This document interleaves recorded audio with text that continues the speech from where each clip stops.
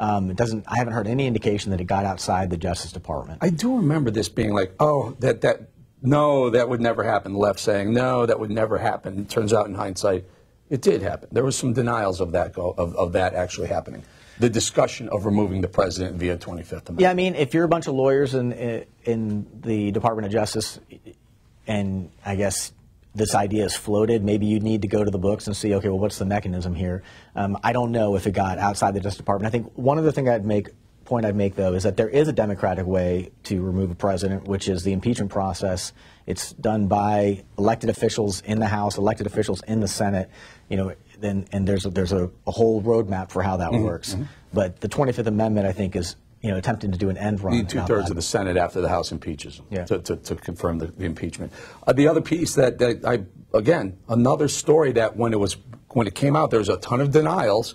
Rod Rosenstein said, after all, he was not joking about wearing a wire when he met the president. He actually thought about wearing a wire when he met the president. Remember when that was leaked, he or Comey, I can't remember, or both denied it, and then they said it was a joke, and now he says it wasn't a joke. Yeah, when that first came out, there were some blind quotes and stories saying that Rosenstein was just joking about that. And now it sounds like that there was a serious discussion happening inside the Justice Department about whether that would be appropriate. It seems, I mean, if you're running an investigation, you have to think long and hard before you I'm think about Comey, wiretapping a president. Andrew McCabe, Rod Rosenstein. I mean, these are top DOJ officials who are looking at taking down the president. I mean, remember when he said deep state? And everyone's like, oh, he's crazy, deep state. Come on, these are intel people. Well, look, you have one guy saying he was thinking about wearing a wire, another guy saying that there was discussions on the 25th Amendment to impeach the president against his will or remove the president against his will. I mean, and we know what Comey, you know, blatantly said, I didn't trust the guy. Well, I mean, there's a lot of, at that time, there was this ongoing FBI investigation, there still is, that's been transferred over to special counsel's office into what connections there were between Russia, Russian intelligence officials, and the Trump campaign. And, you know, we've learned that there were some connections between Paul Manafort, Manafort, that's my next topic. And Russian officials. What's the latest on Manafort? I hear the judge says that he violated his parole, so what, they're going to retry him? So, you know, basically his plea agreement's been blown up because the judge looked at his statements and believed that he lied to the special prosecutors about the terms of his plea deal. I mean, that's the most important thing when you're facing a judge and you're talking to prosecutors. Don't lie. Don't make stuff up. Tell the truth. And especially when you're going into a plea deal, you really have to. So they can convince the judge that you're telling the truth, and they can rethink the plea. In other words, they can rethink the deal they cut. He's in a lot of jeopardy because now his plea deal is totally up in the air. The other topic I wanted to talk to you about, can you help us out here? Now, you're a White House correspondent, but it's tied to the White House somewhat. This Jussie Smollett situation where he said he was beat up, attacked by men wearing a MAGA hat, yelling, "This is MAGA country." He was on GMA. He's all over the place right now saying this really happened, but is there any credible evidence? Well, so I watched his interview, and I found his story compelling. I believe him. I believe that, you know, he got home from a trip in Chicago, went out to get some food, and was attacked. Someone yelled a racial slur and a homophobic slur at him, and he says that when the guys left, that he had found a rope around his neck. I mean, I believe it. So can I didn't see the interview. That rope was still around his neck when he went home. Well, so he says his story is that he wanted to sort of preserve how he was, so when he talked to police, they could see that the rope was around his neck. And he retained his Subway sandwich throughout the attack. Look, you know, I'm balls and strikes with Brian Bennett, but I'm sympathetic to somebody, you know, who's been through something traumatic. You know, not making all of the most logical decisions in the aftermath. That's an absolutely valid and fair argument. And I'd never even looked at that. Here's what I thought. I see a guy who says he was attacked by two men, ends up retaining his Subway sandwich in his hand throughout the whole attack, and then goes home with a rope continually around his neck. It just didn't make a lot of common sense to me. But you know what? Maybe you make uncommon decisions when you're attacked, I guess. And I believe his story, at least now, is not that there was a guy wearing a MAGA hat. It was that the guy said something about MAGA during the attack. So that's a change, though. I mean, he did report that there was a MAGA hat. And the reason why I remember this is because remember that he said there was a surveillance camera of two guys walking, and I was trying to see if the guy had a MAGA hat on or not. I don't know. Listen, hey. I mean, I'm sympathetic to him. I think something happened, and I think we all needed to treat each other well. Yeah. We will agree with that. Brian, what is on deck? What are you cooking up at time? And what's your next piece? What are you looking at? Well, I'm really interested in what the president's planning for 2020. So I know that when he did the barnstorming going up to the midterms, and he did these rally after rally after rally in really key parts of the country for the 2020 race, his campaign apparatus collected a lot of data. Right. They had thousands of people showing up. It was getting people were volunteering their cell phone numbers to the campaign, and they were that's very a valuable ground game. And so I want to know. I want to that's look Brad into and find Parscale's out what they're doing now. That's his backyard. How are they building that ground game out for 2020? That's what well, they have that from 2016. I mean, it's a massive, database of information that they can reuse again. What do they need to do to move the needle? I mean, he can't win with just the 35% base that he's got.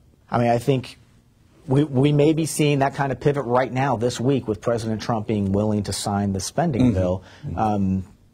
Maybe he's kind of taking a broader look. Like, okay, guys, telling his base, look, I really fought for this. I got something. Not everything, but I got something. I got a lot of border security spending. And then trying to show the rest of the voters, look, we're going to keep the government open. We're going to have things function. We're going to make these sort of compromise decisions, which I think there's a thirst for right Your now. job is to get sources within the White House, within the administration. Who inside, I'm not asking who they are, but who inside the White House, who are they most fearful of to run against in 2020? So President Trump himself has said he's worried about an outsider, someone whose name we don't really know that well, kind of like Bill Clinton came out of nowhere to win in 1992. I think it was interesting to see the president put out a statement against Elizabeth Warren after she announced. I'm interested in looking at which candidates do they ignore and which candidates do they try to push back on. Kamala Harris, he tweeted about. He tweeted about Amy Klobuchar. Right. He hasn't mentioned anyone else, though, has he? No, he hasn't. No, he hasn't. Okay, Brian Bennett, I appreciate you, my friend. Yeah, thank you for coming in. Balls and Strikes, Brian Bennett from Time Magazine, everybody. Senior White House correspondent, good friend of the show. Coming up, Denver Lee Riggleman, new Virginia congressman.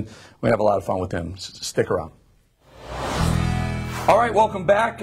As promised, with Representative Denver Lee Riggleman, newly elected congressman of Virginia's 5th District. Thank you for joining us. Thanks for having me. That name...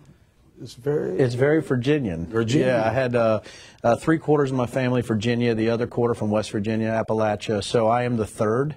So my dad's Denver Jr., my grandfather's Denver, so it was Buck Jr. and Denny. So that was the there you go. So it's pure Appalachia. But I'd like our audience to know that you were in the Air Force, spent a lot of time in the Air Force and around the military, and intel officer in the Air Force. Yes, a lot of threats. So I started out with being a Russian threat expert, then went into counterterrorism, using data to go after people. So 26 years of that, worked in the National Security Agency and Special Projects, and started my own company, and went after roadside bomb makers, counter ID, and did counterterrorism mission management, which I can't go into that too much. And then, well, you're a good person to ask this question. I didn't plan on asking you this. You were with the NSA or worked with them as a private contractor with them? Well, I actually was billeted with the NSA as a military member after Operation Enduring Freedom. After we planned the first, I was with the B-1s. We planned the first bombing runs to Afghanistan after 9/11. Then they sent me to NSA billeted as a uniform wearer. I was going to get out completely, but they asked me to help them with some things in an organization called Big Safari. So really it was so can I ask you crazy what I really want to get to? Sure. Is there was that famous or infamous Senate hearing where who was it? Someone was asked if the NSA actually spies on all Americans, and he said no. No.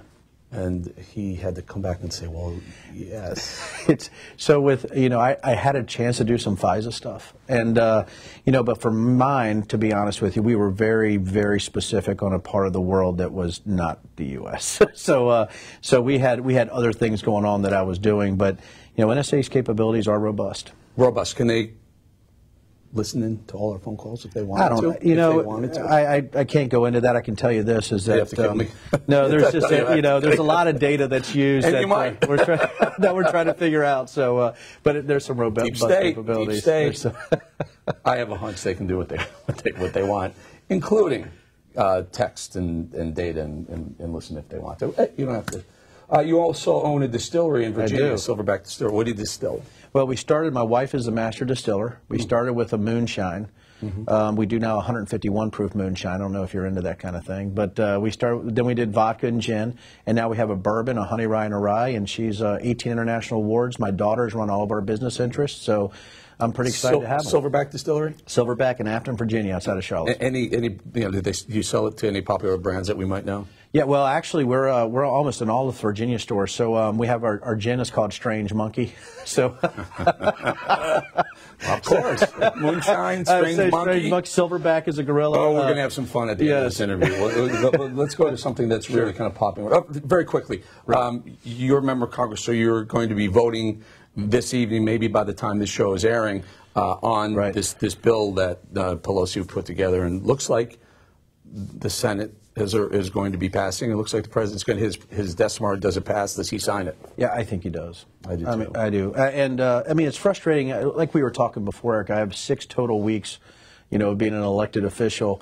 And it's frustrating if you're a CEO, you've done military intelligence, you've run multiple companies, you think that there's a lot of common sense that goes into these decisions. I found that that's really not the case. This is important. You now, as of we're taping this earlier in the day from when we're playing it, but you were handed an 1,100-page bill last night. So within a 24-hour period, they're expecting you to vote on an 1,100-page bill. Yeah, I guess it dropped last night. We got the text and the link, I think, at 8:14 this morning. So within 18 hours, they want you to vote on the vote on an 1,100-page bill. So this morning, or as Pelosi would put it, let's pass it and find out what's in it. So what I asked my staff to do this morning, because I wanted to come here. By the way, this is the most excited I've been since the whole 6 weeks to come on a TV interview. I hope you feel that way at the end. At the end of this, I guess we have a surprise.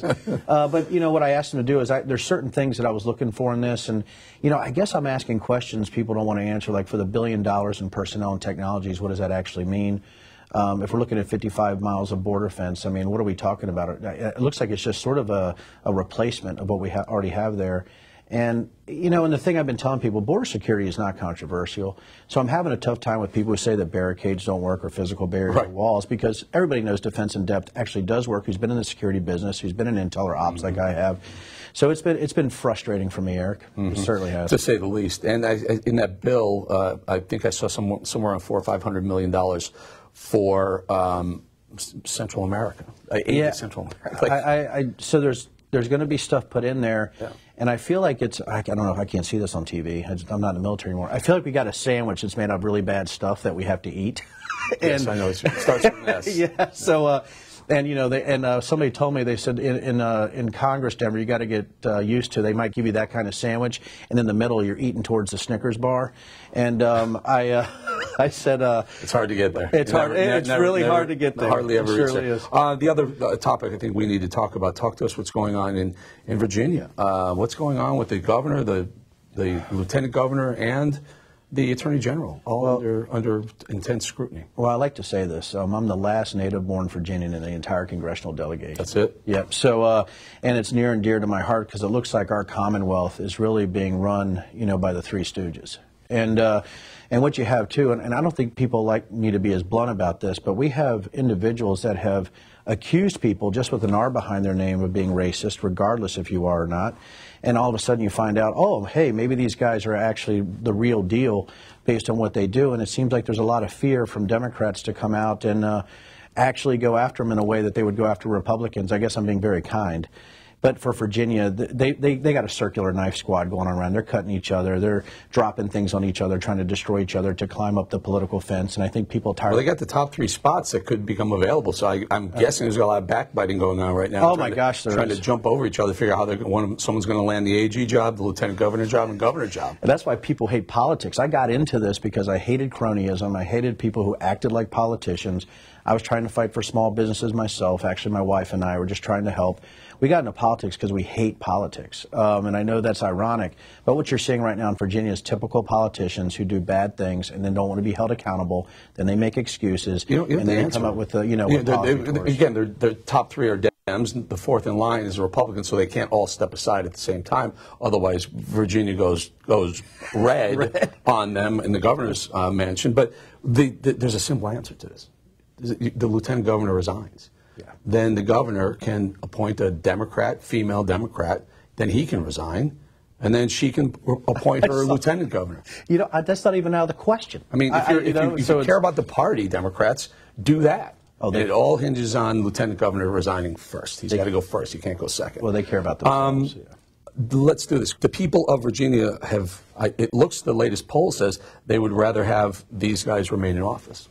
I don't know about this poll. Somebody asked me about that the other day, and you know what? I talk to the people in Virginia. I'm in Virginia. I don't hear that. So wherever that poll came from is great.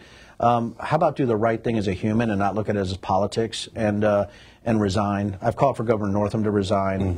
Herring actually self-identified for resignation, didn't he, when he said that Northam should resign? Can I ask you something? Why is the left okay with Herring but not Northam? Once Northam got caught, Herring said, "Oh, I did it too." Oh, I did it too. Oh, yeah. And after he said Northam should resign because of blackface, and he said he did it. Now Herring's been in hiding. Nobody knows. I think he must be in his basement, right now, still cowering. I don't know. He's probably still trying to get the shoe polish off. Let me tell you, when they...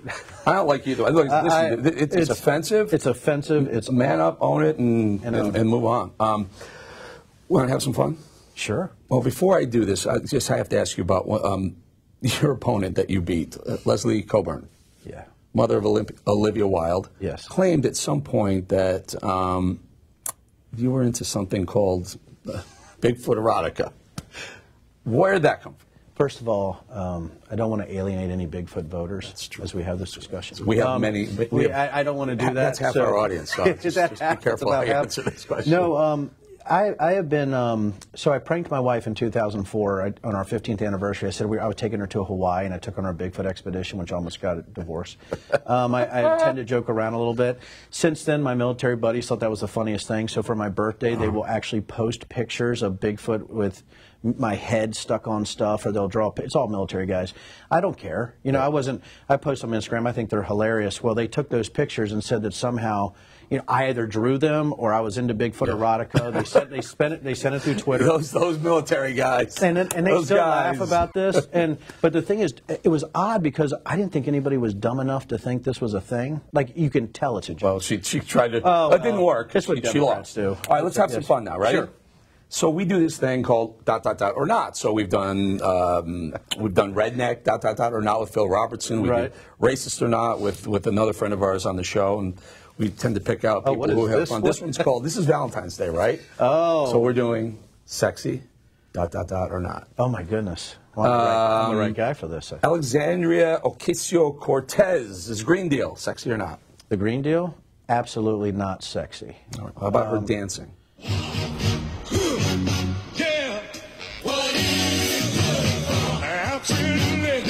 I think I'm a better dancer. I mean, that's been put out there. Yeah, I can really cut a rug. I have some unique talents. I'm sort of like the Liam Neeson of dancing, like when he was in Taken. So, yeah, I'm pretty good at it. So if I'm really good. The Liam Neeson of dancing. Kamala Harris. There's a lot of people who have said that because one of her parents is, I believe, Indian, if I'm not mistaken, and one's African American, so they question her blackness. Sexy or not? That's awful. I think what we're seeing with this identity politic things, it's almost like it's coming full circle back to the Democrats who started this. So I had a reporter, she came up to me and she goes, "How does it feel to be a middle-aged white man in politics?" I don't know any other way to feel. I mean, I don't know. I don't know because I'm a middle-aged. You weren't embarrassed for your privilege, your white privilege, because I think they want us to feel maybe that was the question. I just didn't know how to answer. Cory Booker being vegan, sexy or not, on Valentine's Day? On Valentine's Day, I think being vegan is sexy on Valentine's. Very good, very good. Joe Biden's nonverbal communication style. He tends to use his hands a lot. Sexy or not, Valentine's Day. Scary. Beto O'Rourke jamming out in a sheep costume with a mask on Valentine's Day. Sexy or not? Hey, oh, let's go. Hey, oh, let's go. I think it's bad. No, that's no, I don't think that's that right. was a bad joke too. Right. Elizabeth Warren, her Native Americanism, is that sexy or not? That might be so unsexy. That's the opposite of sexy. I don't know what is there an opposite term? I'm not sure. Our producers will let us. Ted Cruz's beard, sexy or not on Valentine's Day? That's a tough one. That's a yes. You think? Oh yeah, yeah. I mean, he changed his whole image with the beard. See, my beard comes in. I look, I have mange. When I try to grow a beard, it's bizarre. Beards it looks are in, almost man. like checkers for weirds. Beards are in. Yes. If they let me, I would have done it. Hillary Clinton's pantsuits on Valentine's Day, sexy or not? That's not sexy. I know. Red? Red? Today, if she wore a red one, maybe? Yeah, I mean, She red. tends to go with green. I don't know, would she ever wear red? Blue. You know, red as a Republican? Nancy Pelosi's clap. Clap back from the State of the Union. I don't even know how to answer that. Bernie Bros. Bernie Bros, sexy or not? Not sexy. Not sexy. Amy Klobuchar's climate change. Remember when she announced and she was talking about climate change? That specific climate change moment was sexy. That was sexy? It was, because there was snow. The last one. Bigfoot, sexy or not? This question, Eric, because this is going to be played when I actually run for re-election, so my word is unequivocal, yes. Denver Lee Riggleman, congratulations on the victory, and go get him, man. Just go get him. What an honor to be here, too. Again, my favorite. This is great. Thank you, Eric. It really was. We'll let the viewers decide. Denver Riggleman, sexy or not on Valentine's Day? Sexy. Say yes. Coming up, Pat Boone.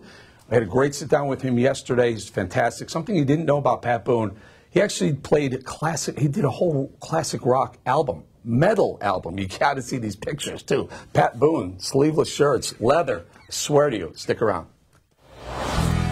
Well, we're with Pat Boone, an American icon in music. Pat, thank you so much for joining us. I want to get to some of the things you're doing right now. But, Pat, I got to bring this up first.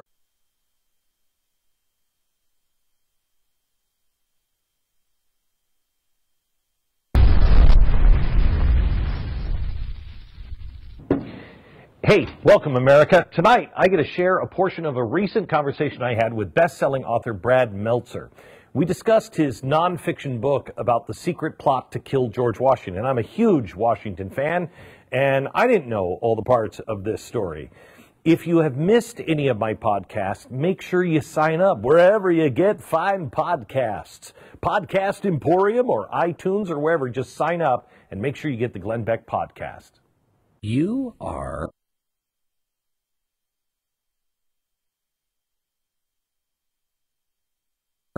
I think, one of the best storytellers alive today. You humble me with that. You know, what I love when we do this is you and I, we have a history, right? We have this amazing history, and it's this mutual love of history. And I love that we've had all these conversations over the years that have gone on privately, depending on who's in power, depending on what's changed, depending on where the culture is.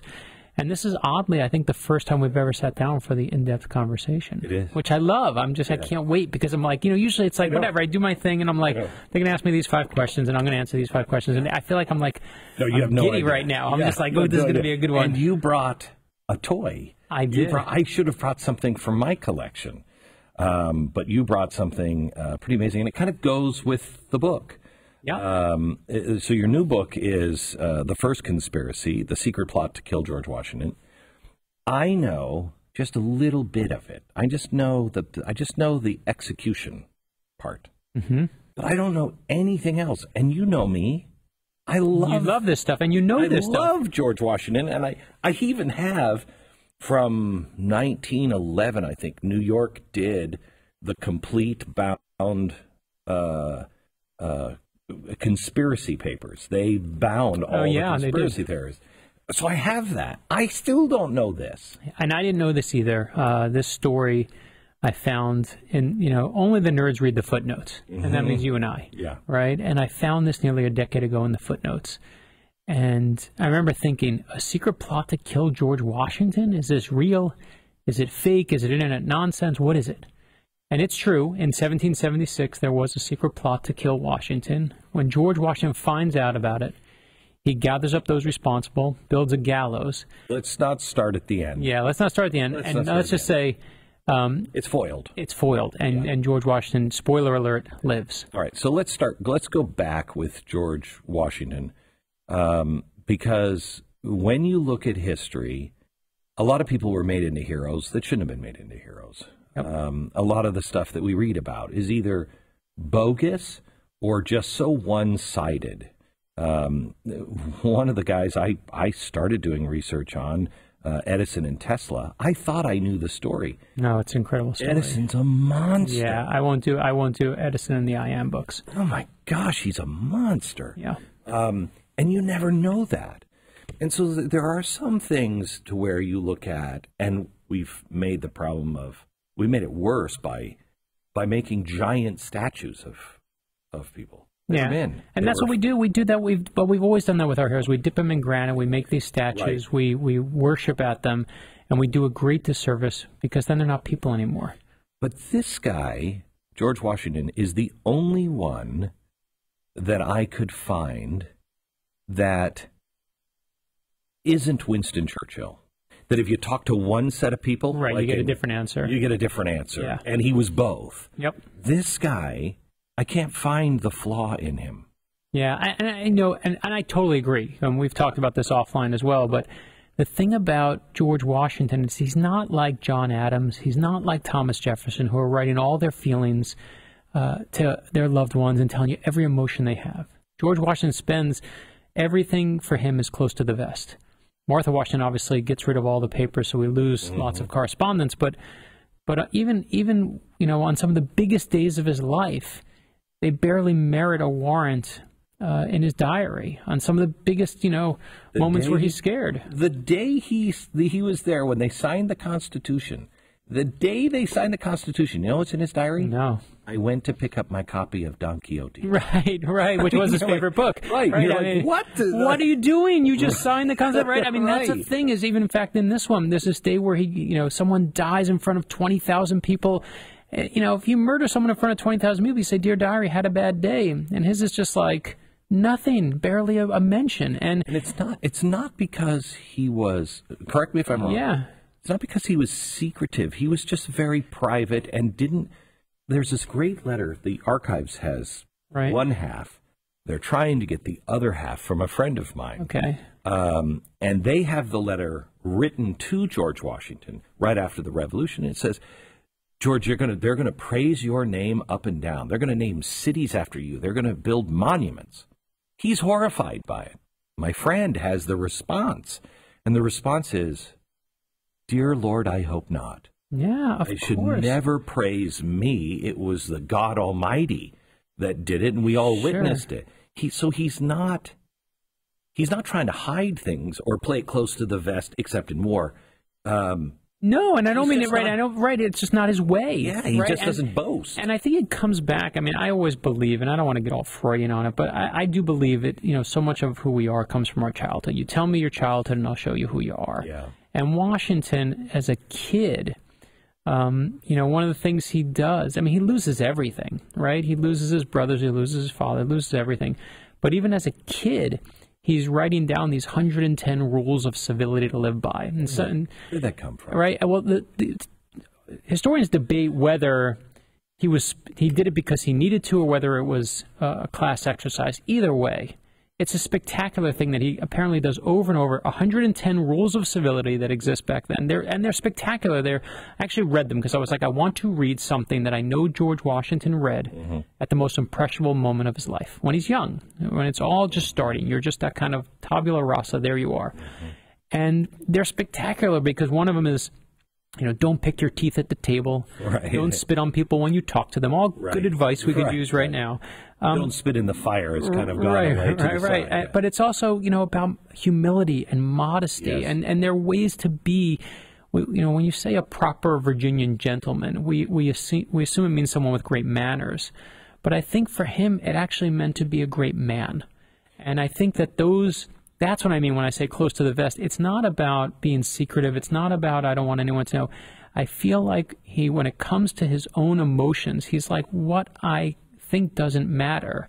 There are bigger things to worry about. And I feel like it all comes from this point of a level of humility that I've never seen on anyone in history. And I always say, I don't think George Washington's greatest victory or most important thing that he's ever done is winning the war. I don't think it's being president. I don't think it's any of that. I think the greatest thing he's ever done is that moment after the war where he can be king.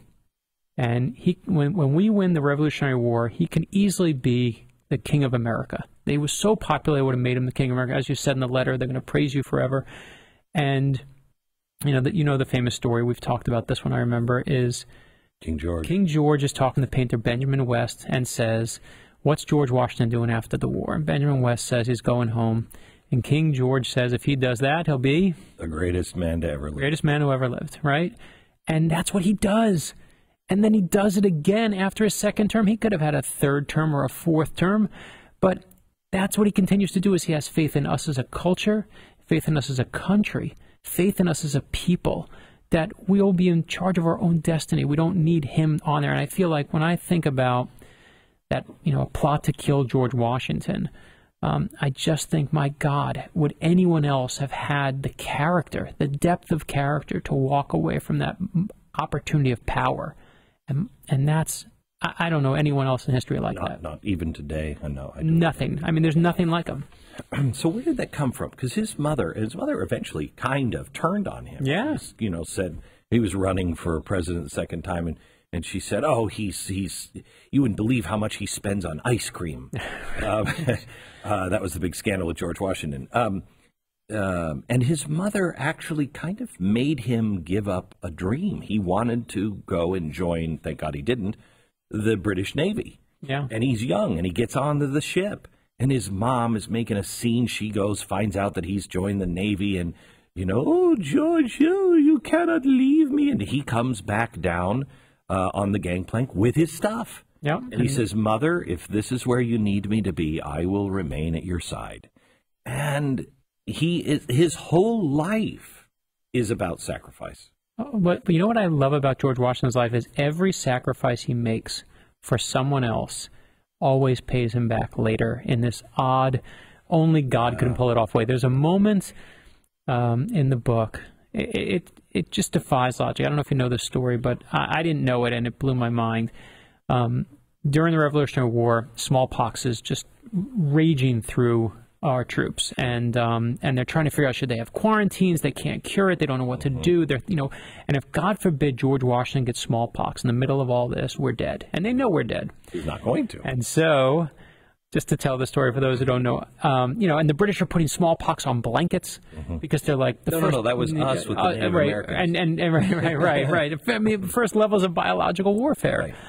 And they figure out that when George Washington is a kid, he goes with his brother who gets a disease, and they send them back then. The cure was go to the Caribbean and you'll be cured by the sunlight and the nice water.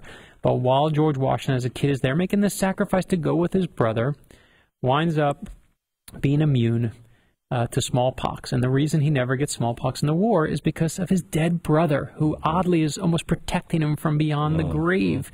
You can't write, I write thrillers for a living. If I ever put that scene in a book, my editor would say, you're insane. You can't say that the President of the United States, when he's a kid, gets immunized for no reason by helping his brother in the Caribbean, and then comes and it saves his life during the Revolutionary War.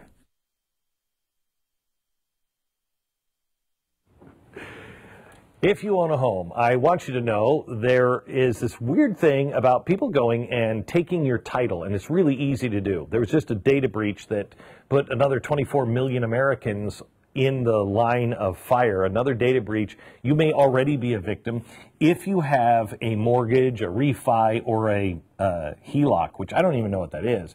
But if you got one of those, and you have it through a major bank, you may be at risk of losing every dollar of equity that you build up in your home and possibly even your home.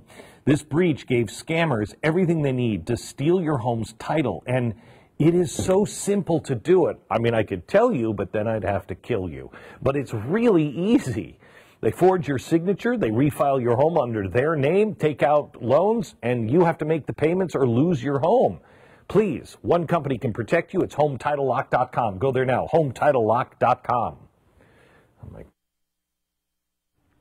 we are so excited here at Blaze TV to have a new show sponsor, Wonder Bible. Wonder Bible is a handheld audio Bible that is great for people of all ages to hear the powerful words of the Bible anywhere at any time. It, of course, contains both the Old and New Testaments, and you have the option of choosing the King James Version or the New International Version. It is portable, as you can see, small enough to just fit in your back pocket there, and it also comes with a rechargeable lithium battery, including a USB charging cable that lasts up to 10 hours on a single charge, which is actually really impressive because my son has all sorts of toys with rechargeable batteries and none of them come anywhere close to 10 hours. That's huge. With Wonder Bible, you can easily listen to the letters, psalms, prophecies, and more, easily skip to any chapter, or you can just press pause and come back later when you're ready. Wonder Bible is great for reflective contemplation and spiritual restoration. So maybe when you're sitting in traffic in the morning and someone cuts you off and you're like, Lord, help me.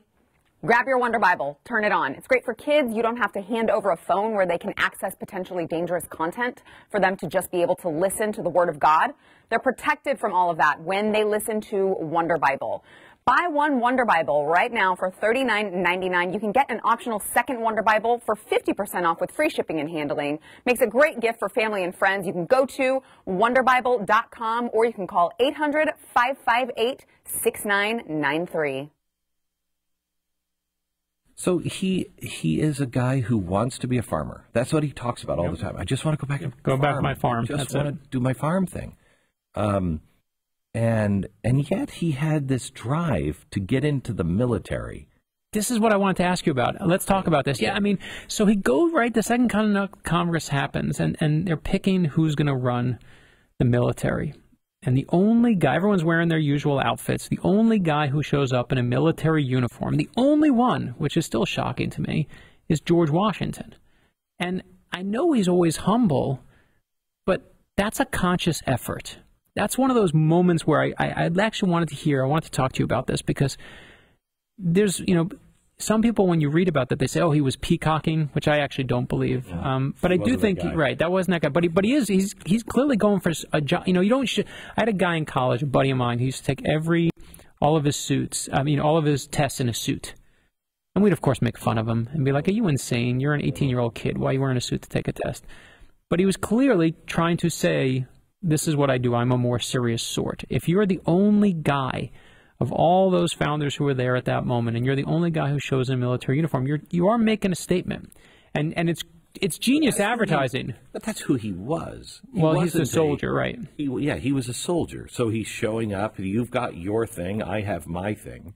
I don't think he wanted to. Let me ask you this question in kind of response to that. You know who Peter Lillback is? No. Okay, Peter Lillback from the Providence Project up in Philadelphia. One of the leading scholars on George Washington. He wrote Sacred Fire. I don't know if you've ever read it. You sent me a copy. Of course, I read it. Of course, I read it for this. Yeah. Did you really? I did. Well, I read it years ago. You sent me a copy years ago. So Peter and I were talking. I said, Peter, I've been reading a lot of George Washington. I've been reading a lot of his letters and a lot of stuff that nobody ever reads.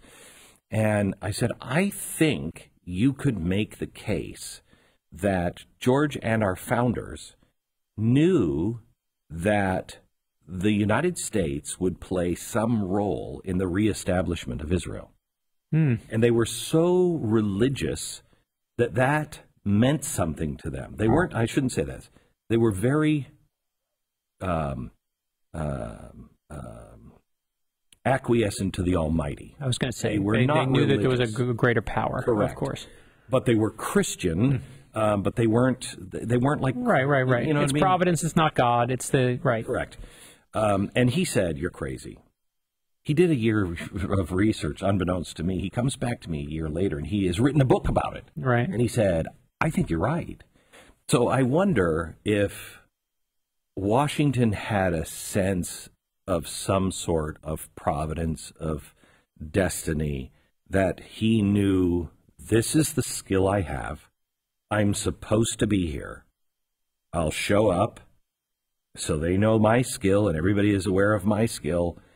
And they choose me, so be it. If they don't, so be it. Because remember, they choose him, and he says... And then he leaves, right? He runs out of the room. Right. You go, no, you can't talk about all the bad things about me with me in the room. Please. Right. And then when they go to tell him, they look around. He's gone. He's gone. And the first thing he says when they find him, I think it's to Adams, he says, I don't know if I'm up to this task. Right. Which is... I don't think he was. Right. Oh, first of all, he 100% wasn't. The first thing that one of the first things, I should say, that he does is he immediately goes to a bookstore. He orders books on how to be a better general. He did 3 things, right, when they appointed him? It was, I know the books. What were they? I got the sash. Mm-hmm. He wanted the uniform. What were the other ones? There are plenty that he does, but you have 3 in mind that you No. Oh, no. You have I was going to say. Oh, yeah, I said, right. He gets the sash. So let's start over. He goes and gets books because he's like, and it's like the Idiot's Guide for 1776, right? I got to be a general, and this is military strategy. There's no time to get a uniform, but he wants to let people know he's in charge. So he orders a blue sash that you'll see in the pictures from then. And I just love that he's like, these are just the basic things, right? And that book thing is not a sign of weakness. It's the ultimate sign of strength. I believe Lincoln does the same thing as he immediately goes and says, I'm not up to this task. How do I get better immediately? My God. We need leaders, right? Yeah, we have a letter from Lincoln in about 56 where somebody's saying, you have to run. And he said, I don't think I'd be up to the task, but I will tell you, if I do ever become a position of leadership in Washington, there will be no one that will work harder to be able to do that. Yeah. They are preparing themselves. Right, but back to what you said, I do think that Washington, I just believe that, and especially then, again, it's not a science-driven time, right? It's a faith-driven time back then.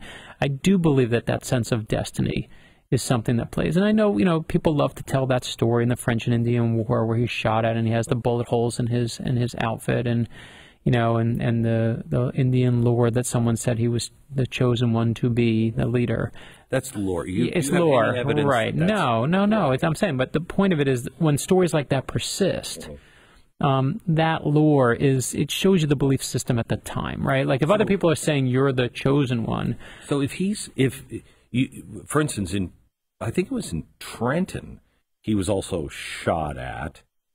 He had several horses shot out from underneath him. Yeah. And he gets the biggest white stallions and rides up. Right. Goes right in the front of everything. And that's not lore. That's true. That's true. Right. And whether he knew it at the time,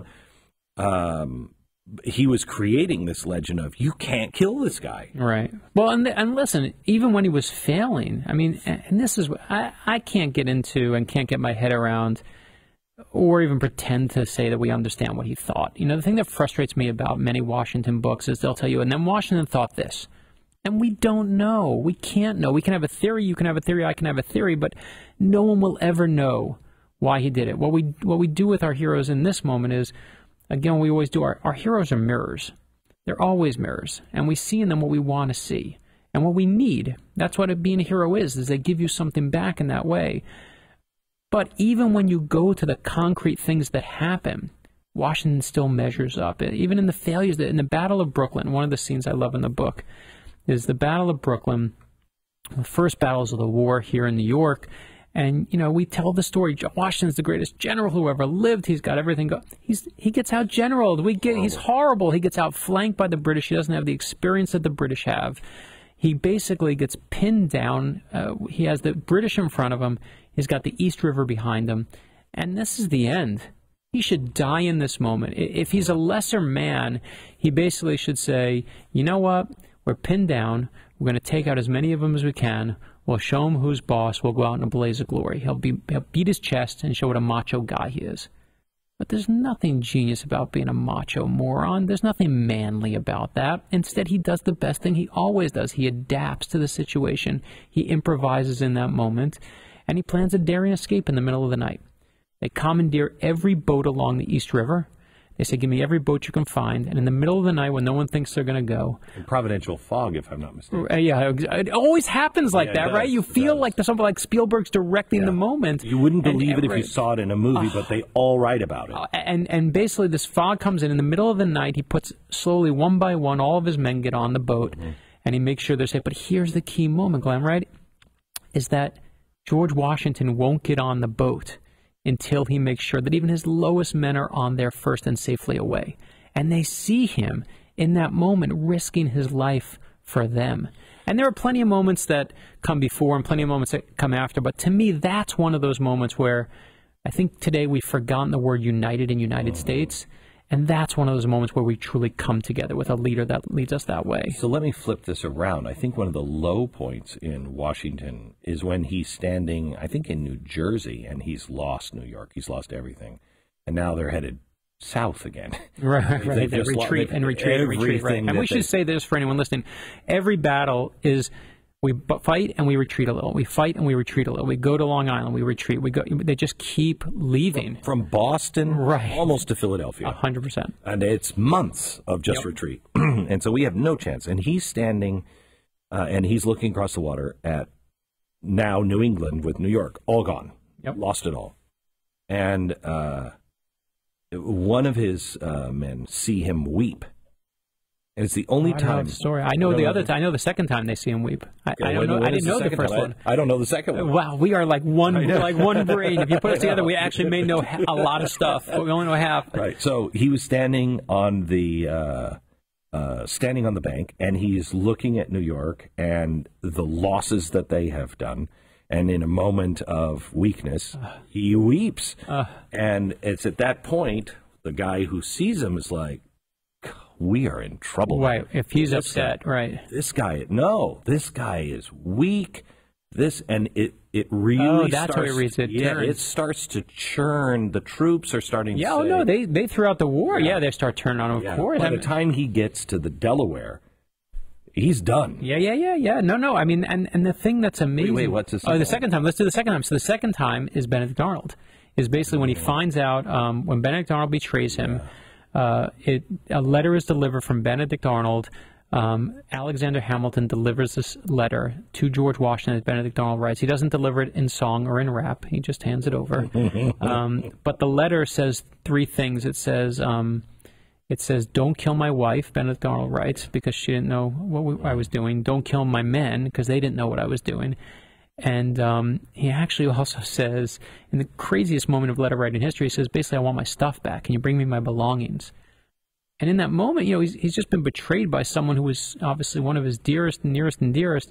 And they say that's one of the only times they've ever seen George Washington weep is in that moment. And the great part, the PS to that story is George Washington actually delivers his belongings.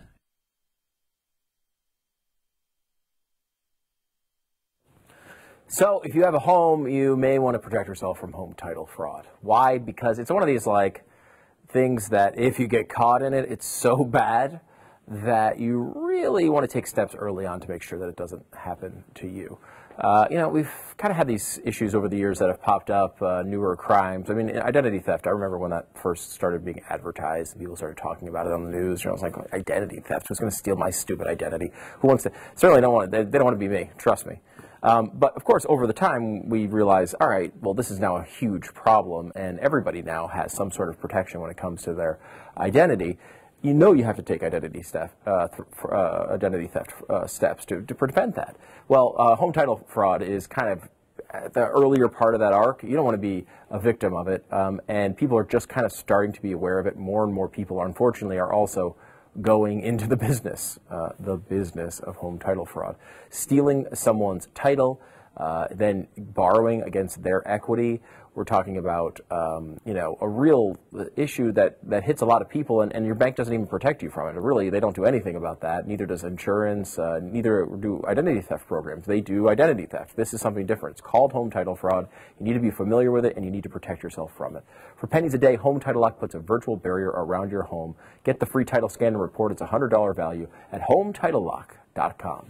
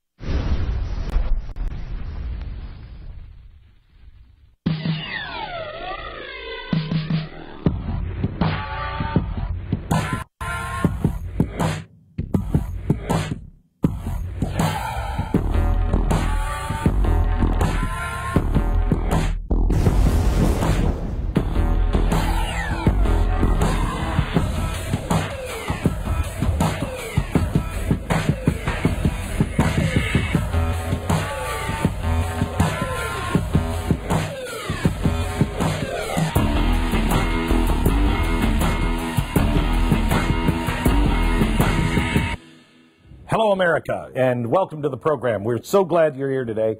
On Thursdays, we take phone calls. The number is 888-727-BECK. Whatever is on your mind, you can call and get through right now.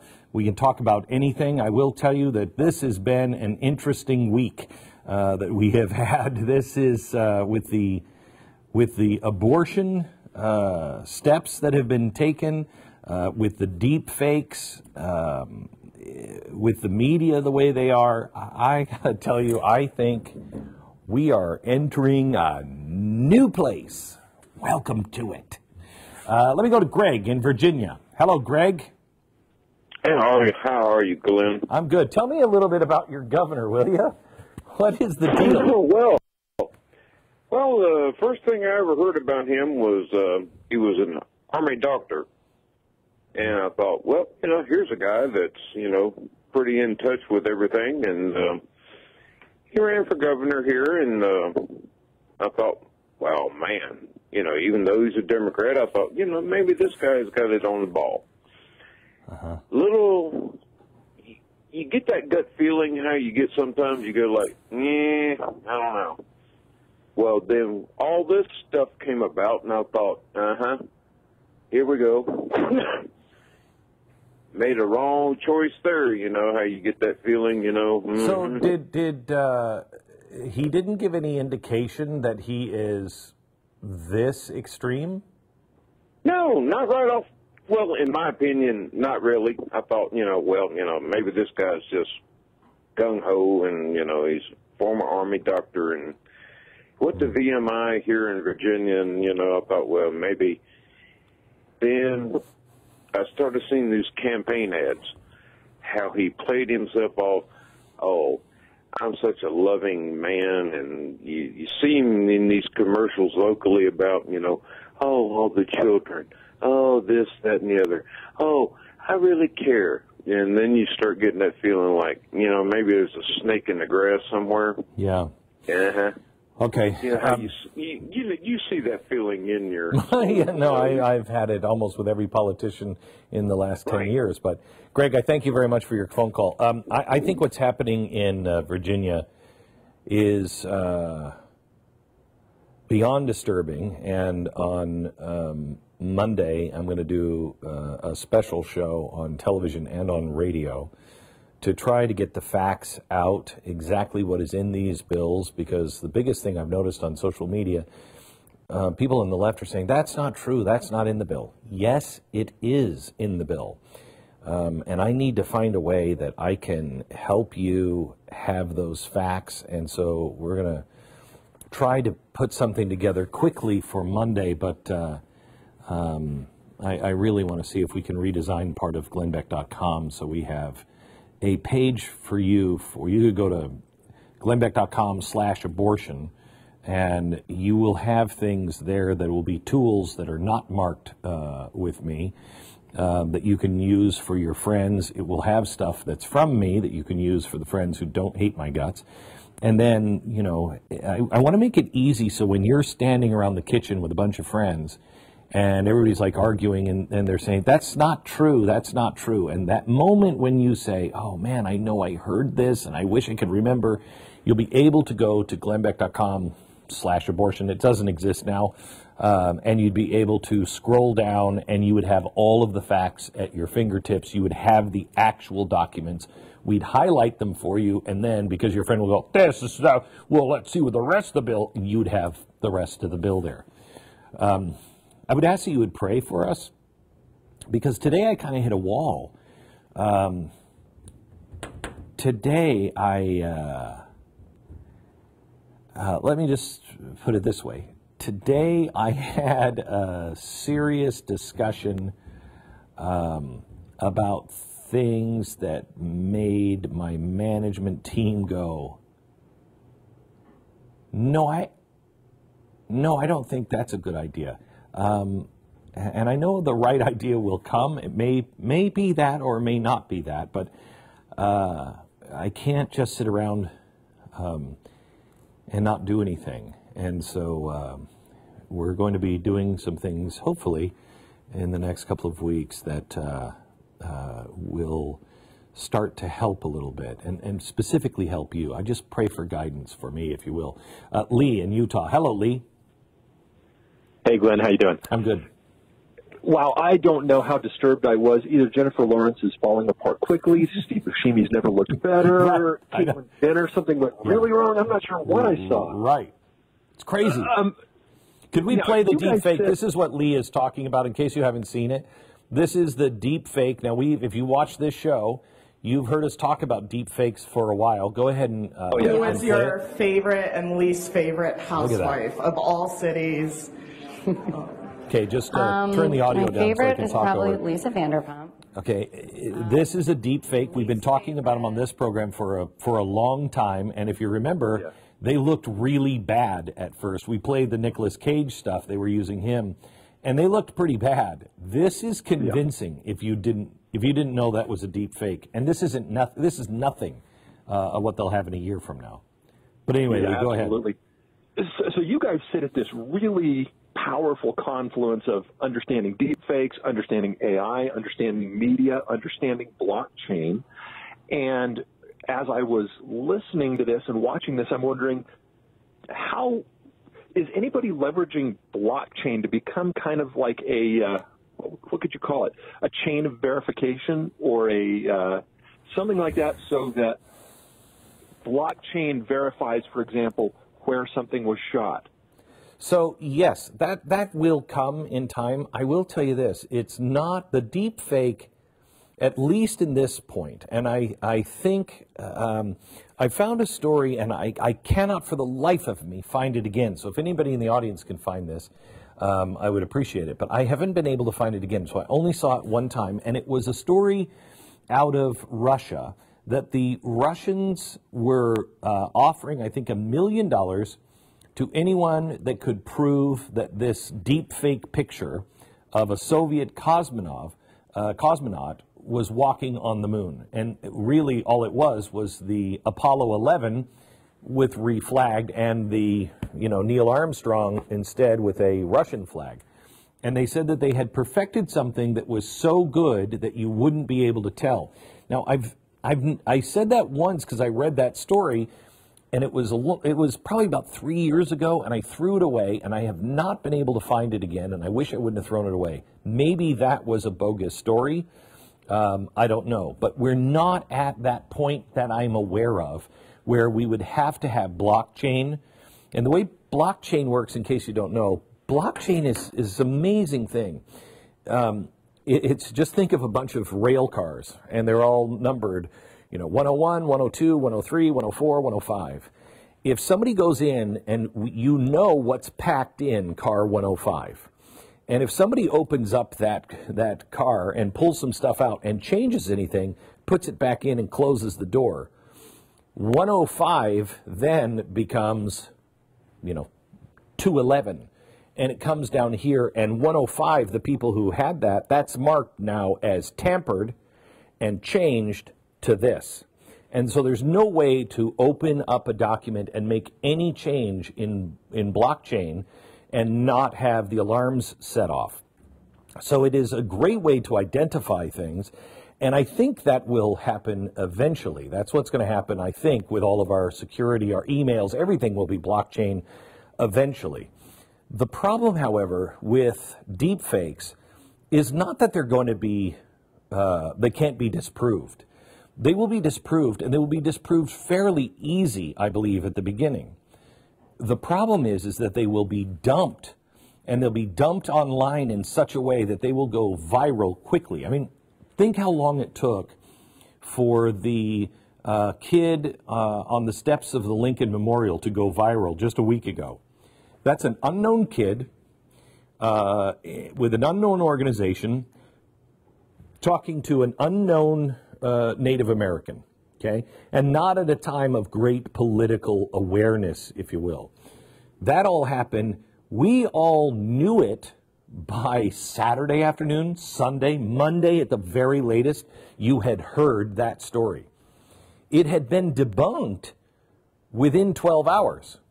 But we still have people who believe that that happened. So that's the problem with deep fakes. It's not that they can't be disproven. It's that it won't matter if they're disproven, because once you see it, and it's not going to be something like Steve Buscemi, and Jennifer Lawrence. It's going to be very subtle. It's going to be something that you want to believe. You're against Donald Trump. You want to believe that he has made a deal with Putin and with the Russians. So all you have to do is do a deep fake with Donald Trump whispering something in the ear of Vladimir Putin saying, look, I know I really owe you for the election, but thank you, we'll do it. We'll take care of it later. Half the country wants to believe that. Half the country already believes that happened. This is just evidence. And the problem is that with a lot of people, and I think this is on both sides, if that's what it takes to destroy your competitor, it won't matter. For instance, let me flip it. Hillary Clinton, yes, I tell you what, Russia, here's the deal. You just pay some money to the Clinton Foundation, and I'll get you the uranium. Now, I believe it wasn't that clear, but I believe deals like that were going on with the Clintons. You can't get them, you can't get them, you can't get them. Video comes out. I'm going to not be real skeptical of that, because if it looks real and it's subtle, I'm going to go, yeah, that probably happened. Now I'll look, but that's probably because of my job. Otherwise, I would send that to my friends. Have you seen this? This is crazy. Is this true? People will report it as if it's true if it's against a Republican. But how many of us would then go on and say, well, if that's not true, she did stuff like that anyway. That's where the trouble comes in with deep fakes. And we have to weather this storm. And unfortunately, this is going to be a storm that is coming on shore probably the next 12 to 18 months. I think I would keep my powder dry on deep fakes until toward the end of the election. And that could start wars. That could throw an election. And the truth won't really matter the first few times. Then we'll kind of all go dead inside, and we won't believe anything that our eyes see. But I think if we can get past that part, we will find other ways to verify, and it might actually slow us down from jumping to conclusions. But I think that's wishful thinking, because I haven't seen a willingness from many Americans to say, well, now wait a minute, let's give this a day. Take a breath before you say anything. Let's just check this out. I don't see that in any newsroom in America. I don't see that in any house in America. We all complain about it.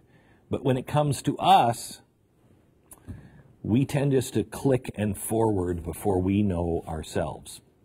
Take a break, come back in a minute. All right, I'm going to take just a shot in the dark here. I'm guessing there are maybe several people watching this right now who may need to lose a couple pounds. Yeah, you are not alone. Losing weight and keeping it off can be a really big struggle. So can sometimes working with some of the people around here you would not believe. So once you hit a certain age, it becomes an even bigger struggle. Unfortunately, I am that age also, so I feel your pain. You want to lose those extra pounds, but there's just nothing that you can do. Nothing seems to work. Might I suggest that you try Riduzone? With proper nutrition, diet, and exercise, Riduzone can help you lose weight and, more importantly, keep the weight from returning. The folks at Riduzone have basically taken all the good stuff in olive oil that helps boost your metabolism and help you feel full. They put it all into a capsule, which is great because then you don't have to just down bottles of olive oil. You can just take the capsule and it helps you feel full. You're not going to crave things. I use it. I swear by it. Try it out. See if it works for you. If you have some weight to lose, you can go to Riduzone.com, order today and enter promo code THEBLAZE and receive 30% off of a 3-month supply. That is RIDUZONE.com, promo code THEBLAZE. That's like $1.39 a day. I'm just going to tell you that's less than Starbucks. It's worth the investment. Go there now. All right, back to the phones. Let me go to Mike in Nebraska. What is the temperature there today? It is 17 degrees right now. Oh, well, that's practically a sauna. Yeah, it's a heat wave going through. Oh, my gosh. Stop your complaining. So what's up? So I see this as three different topics I'd like to string together. Okay. We have a war on Western civilization, which is basically a war on individual freedom and sanctity of life. And that sanctity of life goes into the next topic of the new abortion laws. Now they're saying no limits on abortion. And then we have this scary thing coming in the future of possible single-payer health care. I'm just looking at that going, oh my gosh, you couple that with DNA testing, the government may actually elect to abort the child because it's a drain on the healthcare system. Absolutely. Absolutely. And then you could actually have something else go on that's even worse. We could possibly be leading couples to elect for genetic engineering in order to avoid having their babies aborted. Oh, yeah, that's all coming. You're right on the money, Mike. You're right on the money. Let me take you one more step down the road. I was talking to a genetic engineering guy recently, and he talked about, we found the depression gene. You did? You found the depression gene? That seems like it should be news someplace. You found the depression gene. Yeah, and we can pretty much, I think in time we'll be pretty much able to tell you if you're a happy person or a sad person. We'll be able to do that. We'll be able to make sure that people don't get really angry. Okay, I'm getting really angry because that's scary. And I don't want you to take away anger. That's Brave New World stuff. That's what that is. That's all Brave New World. This coupled with a story that says, and it came out about a year ago, that scientists believe that your politics is genetic. So whether you're going to grow up to be a liberal or a conservative is really in your genes. Well, I don't know if that's true or not. However, if it is, we should probably protect those genes and make sure nobody touches those genes. We're entering a time, and Mike, you're right on the money, and I thank you for your call, but we're now entering a time that we have to have these conversations right now, because once they're here, it's too late. Once they're here, you're going to get your back up, and things are going to happen. For instance, did you see two stories that came out this week? One story said Israeli scientists may have found a total cure for cancer, and it will be released in the next 8 to 12 months, or announced officially in the next 8 to 12 months. Okay, well, let's celebrate in 8 to 12 months. However, that announcement is coming, I believe, in the next 10 years. Somewhere. It could be tomorrow, could be in the next 10 years. There was another story that said scientists now believe that they have found the switches for Alzheimer's, and they believe that they are very close to being able to flip those switches to off. Right now, people say, oh, there's going to be a cure for cancer in a year. Shut up. Nobody believes that. Nobody believes that. I do, because I read enough science and literature on technology. That doesn't mean it's happening now, but I know it will be happening in my lifetime. And look at my hair. In my lifetime, it's coming. It's coming in yours. People are having a hard time talking about things now because it's normal, the normalcy bias. Oh, women are not going to choose to have their babies killed after they were born. Yeah, they are. Yes, they are. Oh, nobody's going to go around and say, okay, you're 65, no more health care for you, euthanasia. Yes, they're already doing it in the Netherlands. 25% of all deaths in the Netherlands, 25%, came from euthanasia last year. 25%. That's astounding. So people don't think crazy things will happen. And that hurts us because crazy things like they're going to have deep fakes and you're not going to be able to see them.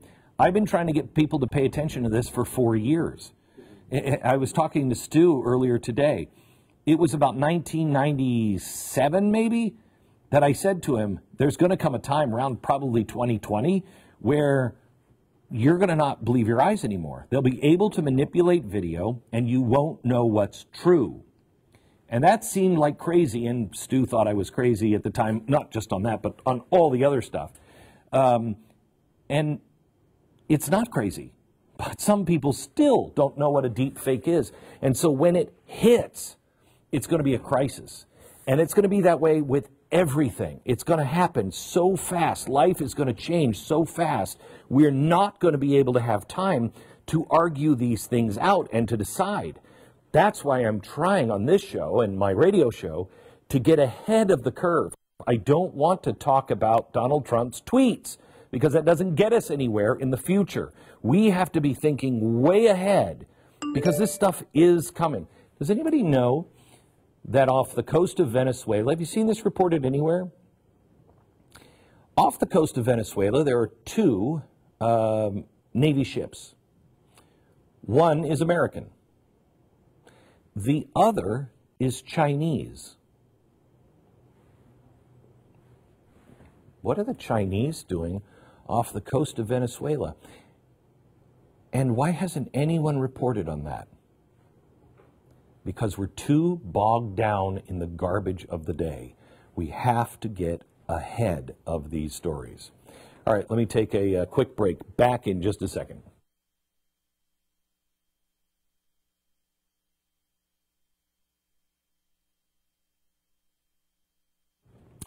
All right, home title lock. This is something that it will blow your mind, and this is not high tech.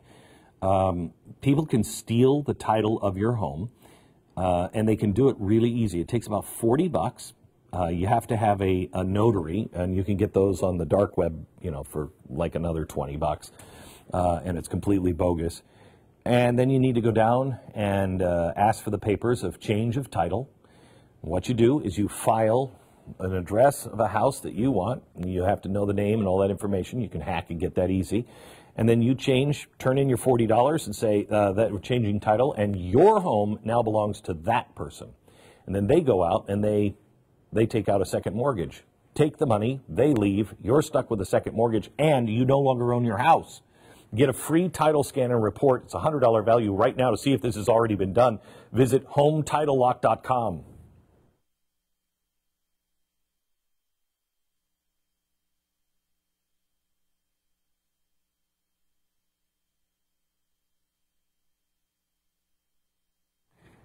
Let me go to Rick in California. Rick, go ahead.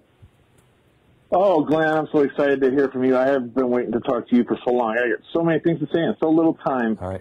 I did my DNA test a long time ago, and I can't wait to hear what your DNA test results are, because I grew up with your doppelganger in Iowa. I don't know if you have any connections to Iowa, but this guy looks just like you and acts like you, same everything. It probably is. Really? Well, yeah. We do. I have family members used to have family members in Iowa. I'm sure we left a trail of broken and shattered people along the way. But anyway, go ahead. I grew up on Beck Avenue, right up the street from Beck Park. There you go. Anyway, my great grandpa, he had a picture with Old Man Beck, so I might be able to share some of your great grandpa maybe. Okay, this is like a Nigerian prince thing. Go ahead quickly. All right, I got a story. Hang on. We have 10 seconds. I'm going to have to take the story off the air. But if you're related to me, believe me, you don't want to be related to me. You don't. Your family screwed up enough without me.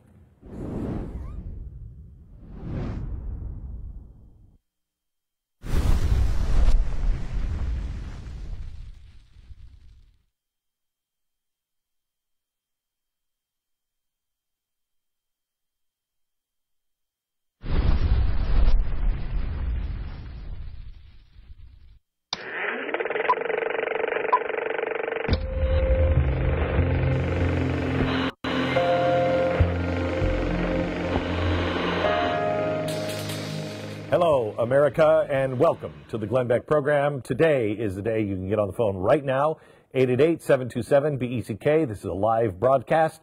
You can ask and we'll talk about anything. There's a lot that has happened in the last week. Politics, culture, you name it, we'll talk about it. Let me go to Sunny in Georgia first. Hello, Sunny. Welcome to the Glenn Beck program. Hey. Hey. Hey, Glenn, how are you doing? I'm very good. Thank you so much for opening your lines today. What I was curious about is I never hear anyone talking about the decision that came down the same time Roe v. Wade did. It's called Doe versus Bolton. Are you familiar with that at all? I am not. Okay, well, it was a decision by the Supreme Court that came down January 22nd, 1973, the same day Roe v. Wade came down. Okay. Roe v. Wade legalized abortion through the first 3 months of pregnancy. Okay. Doe v. Bolton legalized abortion through the entire 9 months of pregnancy for any reason. Are you still there? Yeah, I am. I'm just listening to you. Okay. Don't know why we don't know that. Well, most people don't. Yeah. And basically what has happened in New York is they have put into their constitution what Doe v. Bolton did in 1973. Okay, and so here's the thing. First of all, it's not in their constitution. Constitution has to go back for a vote to the people. So they've just passed a law, and it is one of the most egregious laws. I'm going to look into Doe versus Bolton. I think that's fascinating, and I don't know why I didn't know that. I've never heard that talked about. But here's why this is happening in New York. This is happening for a couple of reasons. One, Cuomo may be running for president, and he wants to show how left he can go. I'm not sure that's all of it. I believe what they want is a challenge to this law in the Supreme Court. And they want that challenge to be presented to the court sometime in the next 18 months, or at least working its way up, so they can say, this is the most important moment of your life, because this is going to decide who replaces Ruth Bader Ginsburg and who else is put on this court. And if we lose one more judge, we will lose a woman's right, and it's going to go back to the dark ages, blah-de-blah-de-blah-de.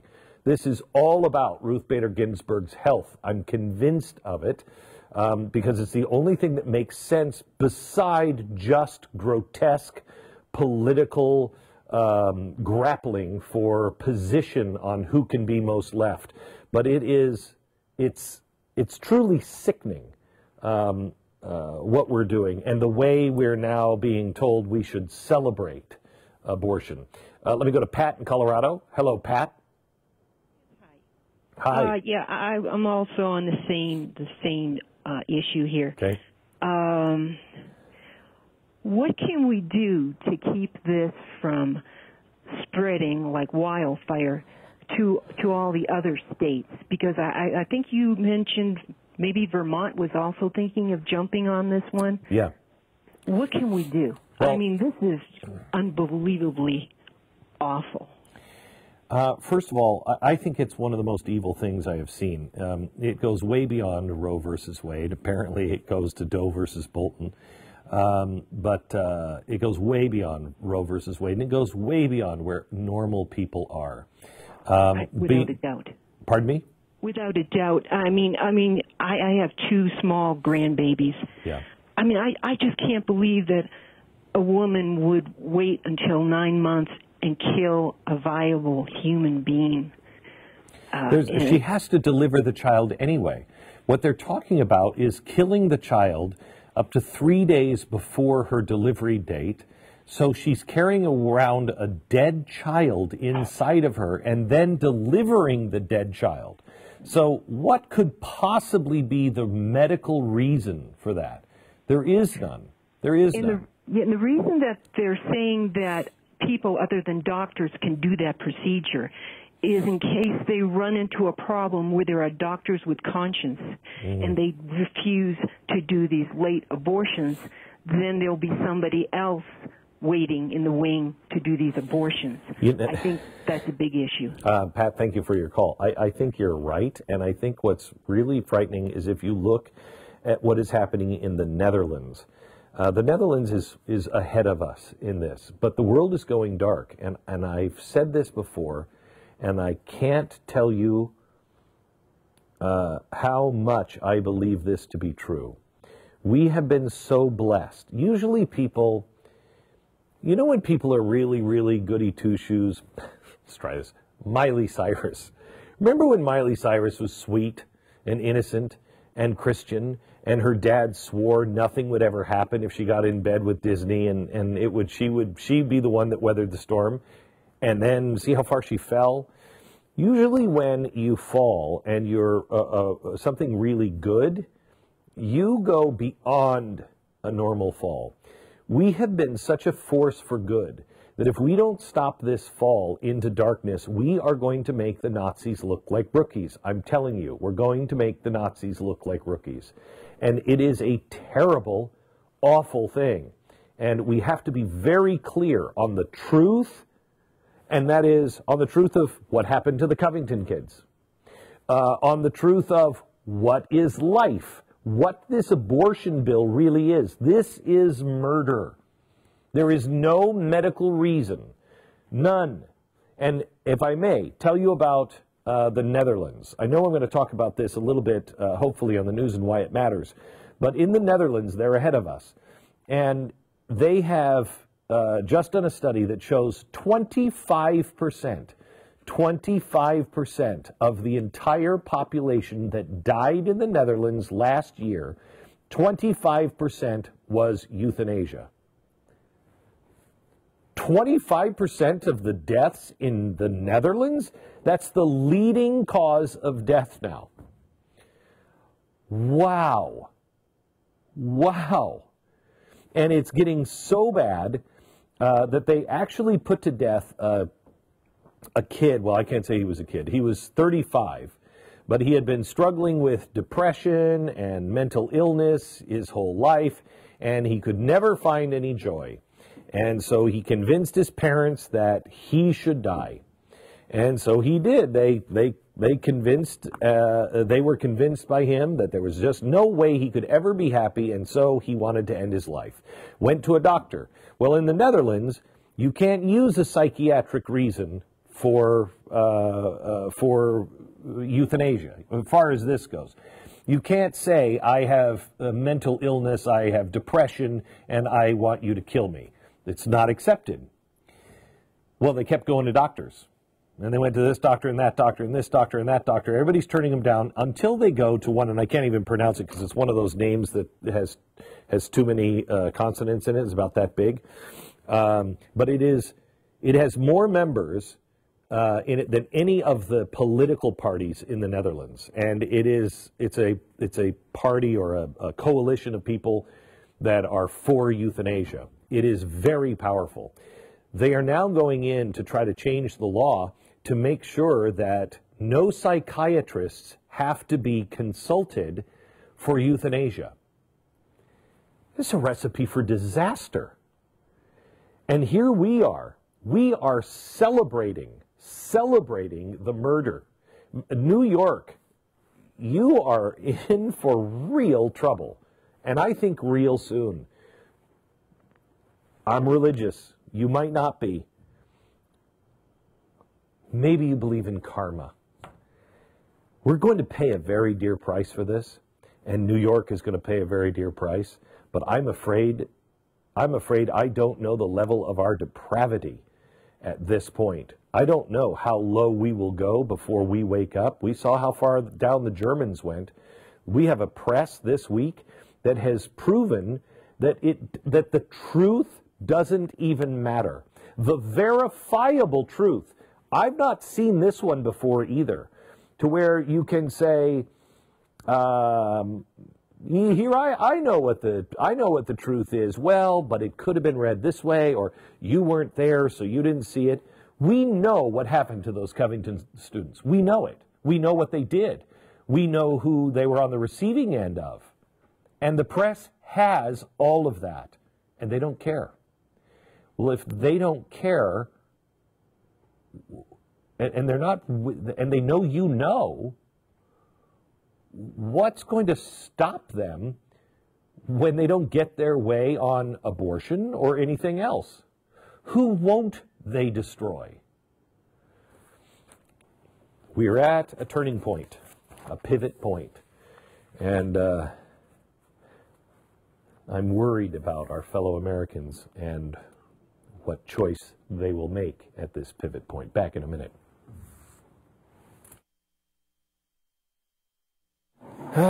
Well, you know, we've been talking about home title lock for a long time, and it's something that I think if you own a home, you know, it's something you got to take advantage of. I get so frustrated thinking about the person who is typically the victim of home title fraud. It's a person who actually has talent and is, you know, has some ability and has done something good in their lives. It's something different. Oh, excuse me, I didn't know you were back there. It's someone who's like done it all the right way, right? Like you go through the whole process, you buy a home, you pay your bills, you save your money, you make sure you've done everything the right way, and you build up equity in your house, and then all of a sudden some criminal accesses your equity because their documents are stored online, and then you're screwed. They're taking hundreds of thousands of dollars. They're borrowing against your equity. They leave you with the bill. It honestly just pisses me off. It's really an annoying thing. No bank, no identity theft program, no insurance can protect you from this. The only way we can stop it is to make sure you sign up for Home Title Lock. For pennies a day, they put the virtual barrier around your home's title and mortgage, and then when they detect the tampering, they are on it to help shut it down. Find out if you're already a victim of home title fraud.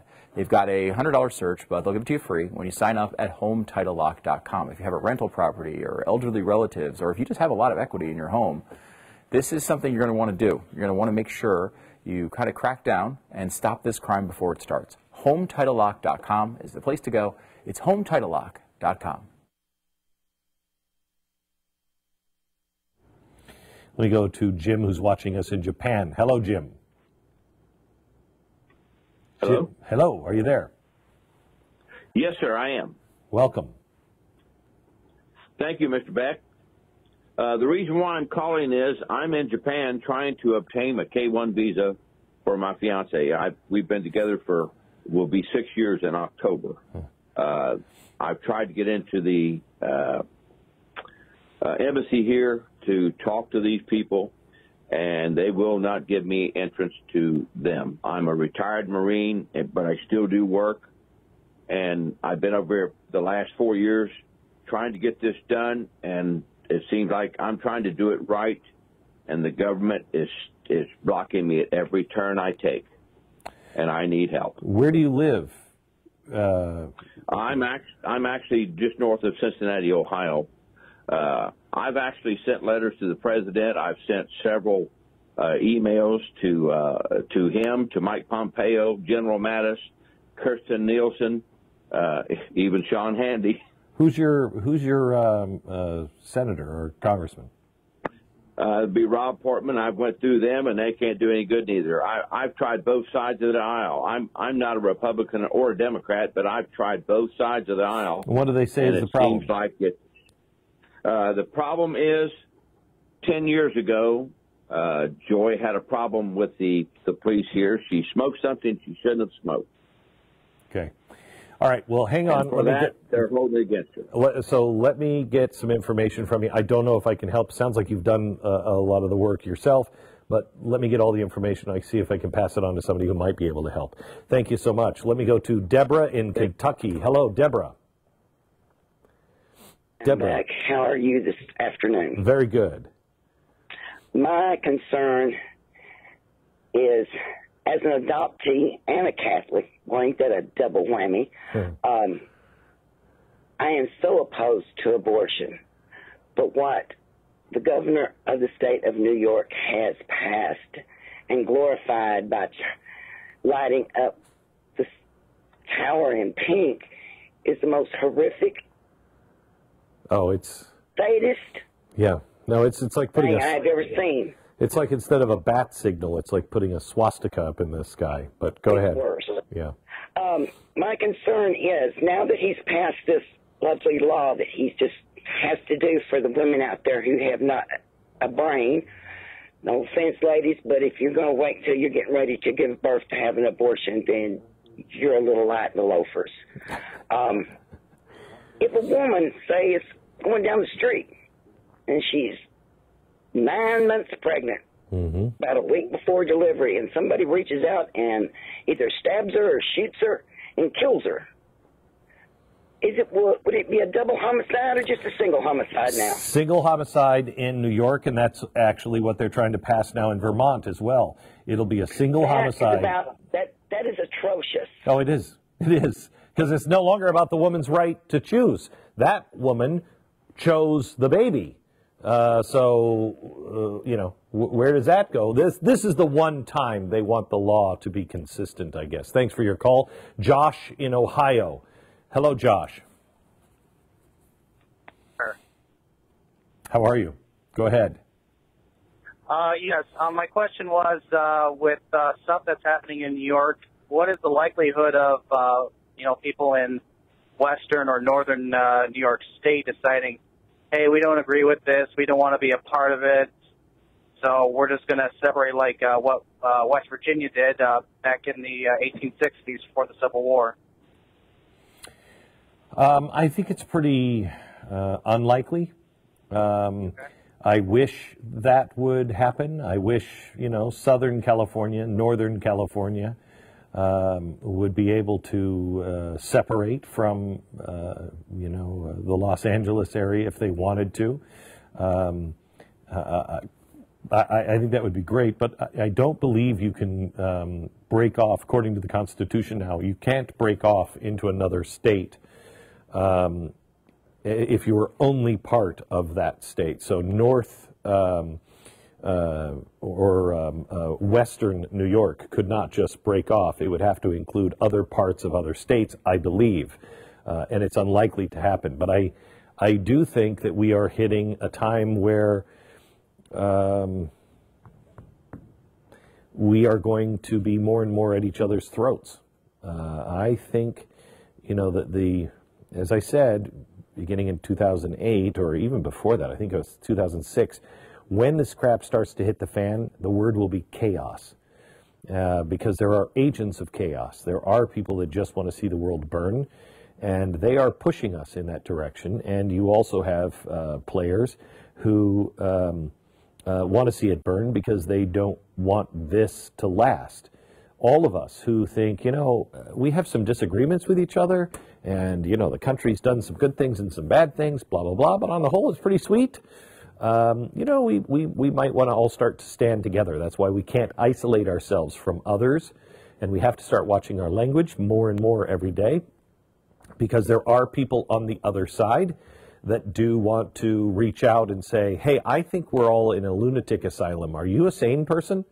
And I don't care who you voted for. If you're sane and you're seeing that this is going to hell in a handbasket, we all better start standing together. But we have to start standing together. For instance, that's what this shirt is about. Standing together and being seen standing, but not calling the other side names. I've tried to swear off the word evil, because I don't think that people, necessarily the vast majority of people are evil, even the people that disagree with me on abortion. However, I do think this act and this law that has been passed is evil. And I think we're going to pay a great price for it. But I've been trying to watch my language, because a lot of people, they just strongly disagree. But when you get into the psychotic areas, and I think this is sociopath stuff, and when you get into the place where the media is now, where they won't recognize truth at all, you have to stand. You have to stand. And if you don't, we're in trouble. Janelle, quickly, you're on the Glenn Beck program. Much. I've been watching you for years. Thank you. And was so happy when you had your own station here. Thank you. Anyways, I made calls to my senator, who is Kamala Harris, and Dianne Feinstein. Only got through to one of them.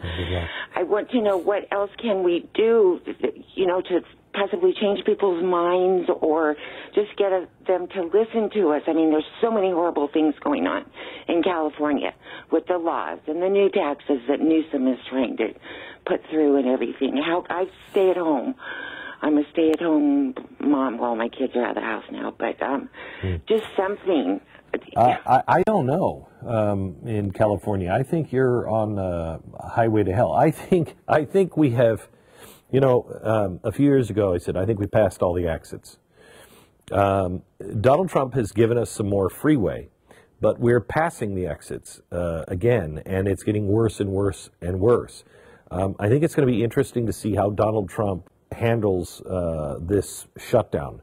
If he caves, I think that's going to be a problem. If he stands really tough, I think that it'll give me hope that we do have a fighter with us. But it's going to be dicey. Quickly, let me go to a couple of just of the things coming in on social media.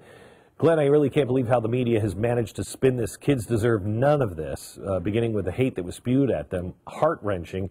You did a great job with the story, Glenn. Thanks for great people like you. Well, thank you for recognizing us, and this was a team effort here. Really, do you foresee D.C. Democrats trying to do what the Illinois Democrats did over the past 2+ years? No budget, no deals, just push their agenda and turn people against the president, kind of the way what happened in Illinois. Yes, I do think that that will happen. You're seeing it right now. You just saw it used effectively in New York. They are going to stop everything that they possibly can and try to just turn the country around. What people don't understand is that Illinois just had their pension bailed out by the United States government. They're the first, and you didn't hear a peep about that, did you? Remember, I told you years ago that Illinois would be the canary in the coal mine, that when these pensions started to add up, the states wouldn't be able to afford it, and it would first, I think I always said it would be Illinois would be the first. And when that started to happen, hang on, because the government's not going to be able to bail everybody out. Back in just a second.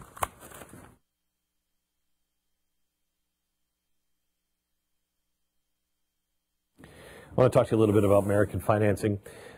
There was a story in the Wall Street Journal today that talked about how this crazy financing stuff of no money down, no job required, no pay stub required. We're just going to take you on your word that you can afford this loan. That caused trouble last time, and American financing wasn't a part of it, but they watched as everybody learned their lesson. They don't try to sell you a mortgage. This is why I endorse them. They work for you. They're not working for the banks. Really fast closings, custom loans, industry low rates, but you still have, it has to make sense for everybody. 10-minute phone call to AmericanFinancing.net. Go there now, AmericanFinancing.net.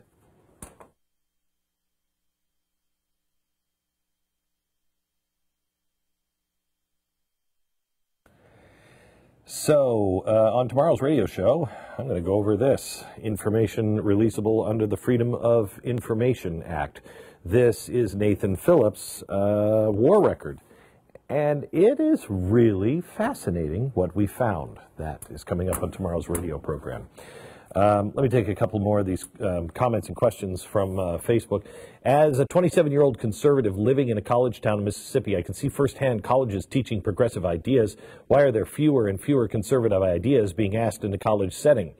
Because conservatives aren't making it to the college tenure level or even making it into teaching. Why is it that Democrats like Pelosi and Schumer once supported border security and tougher immigration but don't now? Is it because of their hatred of Trump or something else? It is their hatred of Trump, but it is also they are setting up for the 2020 election, and they want to make sure that they are clearly against everything that Trump is for. Next one. I just did that one. What's the next one, please? I've had my disagreements with your political commentary, but I've gained respect for you as a man after your coverage of the Covington story. Excellent work. Thank you. Our staff worked very, very hard on that, and thank you for watching. Support us by becoming a member of theblazetv.com.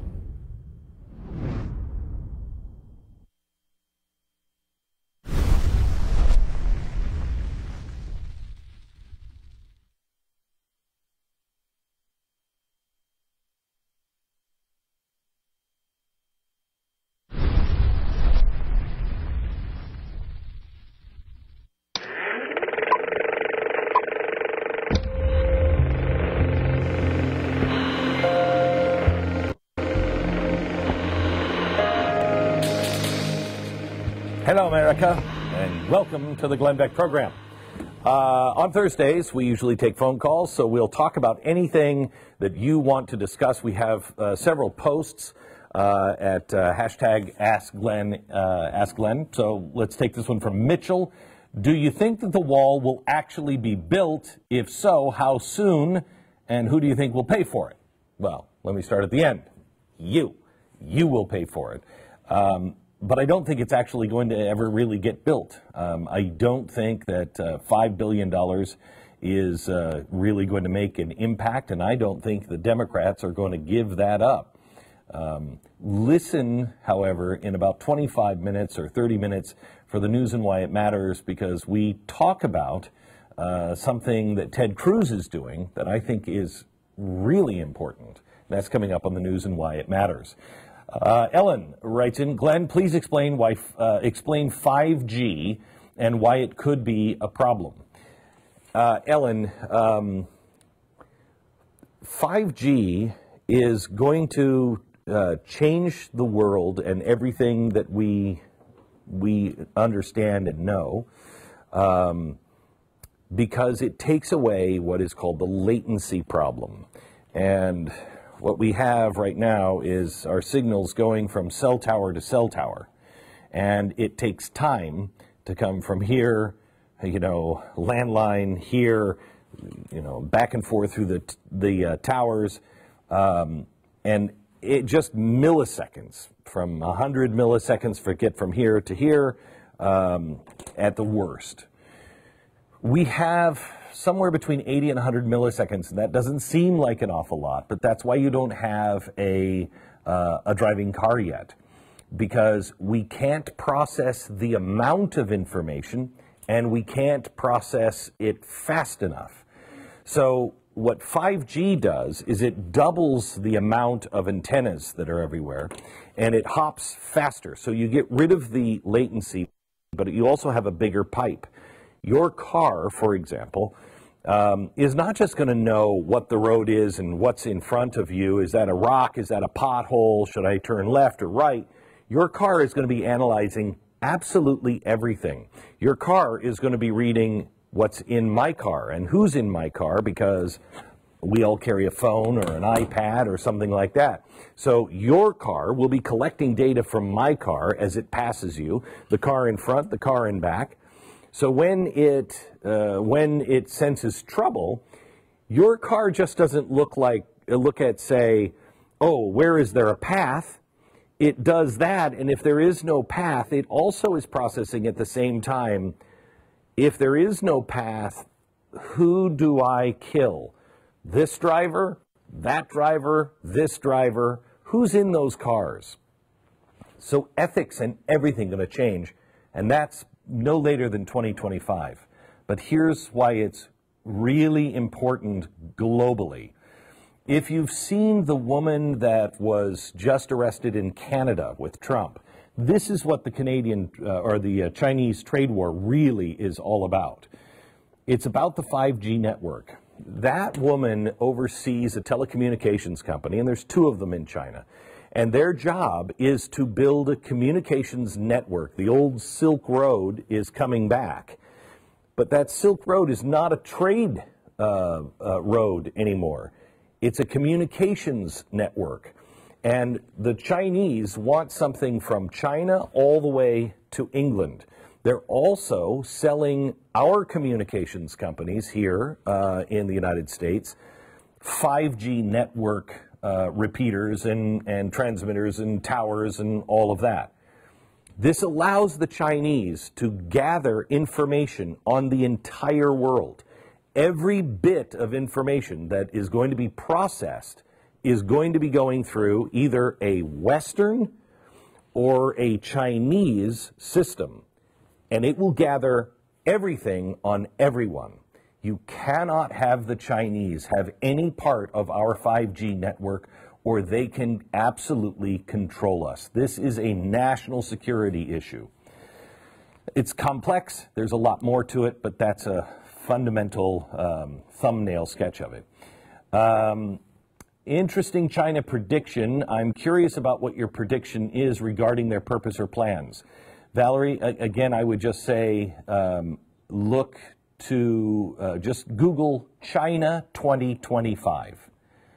That is complete independence, to where they're making their own products, they're selling it to their own people. They don't need anybody else. And the product that they are selling is telecommunications. And just like Google, that gives them all the data on the entire world. China 2025. They've been working on it for a while, and that's really what's going on. Glenn, this comes in from Brian. I agree with the Category 7 prediction. I think this is from this morning, and it's actually Category 6. I said, if you had, I was talking to a economist from von Mises who just wrote a book on the skyscraper curse, which is every time a giant skyscraper is built, the economy crashes in that country or in that region. For instance, when the Chrysler Building and the Empire State Building were built, we had the stock market crash in 1929 and 1930. The Empire State Building, most people don't know, was called at the time for almost a decade the Empty State Building. They would just leave the lights on to make it look like somebody was in there, but nobody, it was completely vacant. This is a theory that this guy went back and said, let's figure out why that's happening. And he has a whole bunch of stats in the book, The Skyscraper Curse, and it's really fascinating. He was on today, and I said, so when's the next skyscraper? And he said the ribbon was supposed to be cut in November. He said, I think we're already at the leading edge of that storm. And I said, give me a category, like, you know, hurricane. He said it's a Category 6. Okay, it's really only 5. Category 6, I asked him then, where do you put the Great Depression? And he said that was a Category 5. I believe he's right. What is coming globally, it could be a knockout punch and will be a knockout punch for all those who are not prepared. He said, Brian said, I think our current government will be all in for an FDR-type program to save the economy, repackaging them as examples of why capitalism is no longer viable and socialism is the way to go. Perfect storm for the progressive movement. You're absolutely right. I don't know if we dodge the bullet of socialism and capitalism survives this storm. I think if you look at the special that George Bush is running, or George Bush is in on HBO right now about the 2008 crisis. George Bush, in his own words, and those advisors around him, said, I'm not going to be Hoover. If it's between Hoover and FDR, I'm going to be FDR. I'm going to do something and save it. And that's what he did, is, you know, kill the free market system to save the free market system. And I think any president, almost any president, including this one, would do the same thing, especially this next time around, because it's a knockout punch for the world. Susan said, if you would have or could you make a book with all of your past chalkboard breakdowns, I would so buy one for everyone I know. That's an interesting idea. We'll kick it around. Thank you. Glenn, do you think libertarian conservatives like Dr. Ron Paul, Senator Rand Paul, or Representatives Justin Amash and Thomas Massie are the future of the conservative movement? No, and as much as I like Justin Amash and Thomas Massie and Rand Paul and even Dr. Paul, I don't think they're the future. I think they are part of the future, but the conservative movement is going to go through a really hard time, I think, in the next in the next few years, and it's because of that storm that is coming. We better find our roots and better find what we really believe in, because the best of us are going to be screaming for help and aid from the government. All right, going to take a quick break. Back with your phone calls.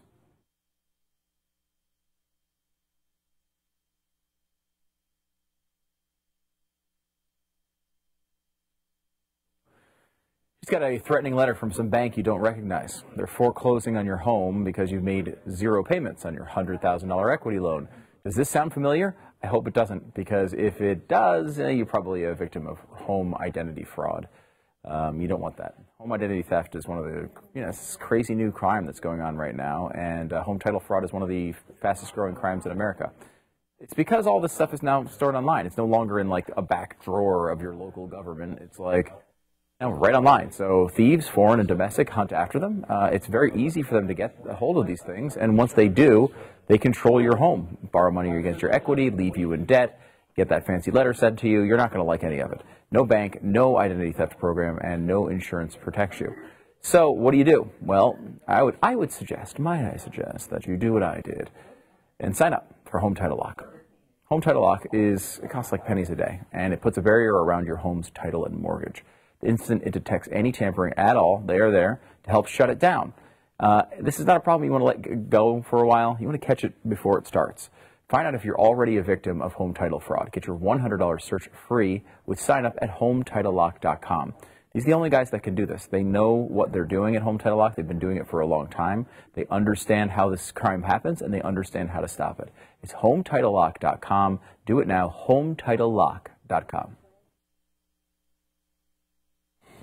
Let me go to Jennifer in Ohio. Hello, Jennifer. Hello. How are you? I'm good. Good.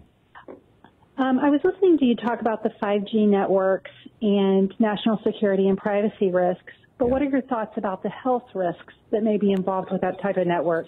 I haven't done enough on it. What are you concerned about? The arrhythmia or the skin cancer or, what? Yes, cancers. Bacteria? Cancers. I will tell you, I've done radio for 40 years this year, and I've always worked around transmitters, and everybody, when I first got into it, said, oh, man, your hair's going to fall out, and that did. But, cancer and everything else, there's not enough study being done on this yet.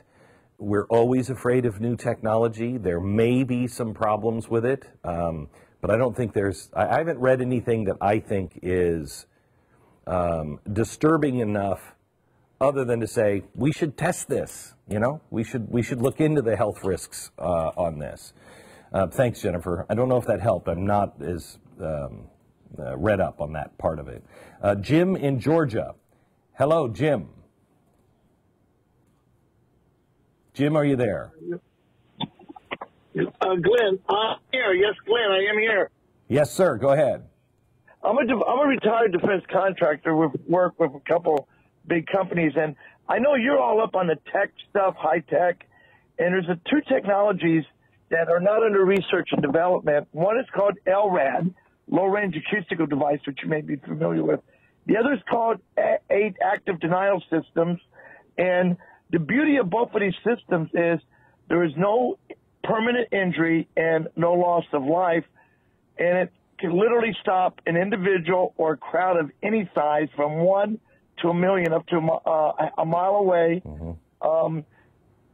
These were tested and actually, Glenn, used in the G20 Pittsburgh demonstration a few years back. Mm-hmm. And the active denial system, what it does, it heats up the water molecules under your skin, giving the sensation you're being boiled alive, but you're not. But it's not. There's no lasting effect. I don't know why we're not using those, Jim, other than I don't know. I was going to say other than, negative pictures of people running away screaming because they feel like they're boiled alive, because people will say, that's torture. No, it's not. No, it's not. Don't approach. Don't approach. Thank you very much, Jim. Let me go to Alan. Hello, Alan. How you going? How are you? Thanks for taking my call. I'm sorry if I stutter. I'm so nervous. I can't believe I'm talking to a thank you. To a hero like you. Oh, geez, thanks. Glenn, I've listened to you for many years, but I've hit a point right now in my Christian life where I think we've hit a massive pothole in our country. You were talking today about Germany and what you think what's going to happen downstream here. And, yeah. You know, as a part of being a part of the Philadelphia church, we've been talking about Germany for many years. Because Hubert W. Armstrong is such a good guy, and he lifted my head up. I just want you to take a peek at him in the Philadelphia church and see what they say about Germany, raising up the Holy Roman Empire. Because with them making deals with Russia, with getting a pipeline, I mean, what's going on, how they're treating Christians in America, and the way they're setting things up, it's a domino effect for disaster, I believe, Glenn.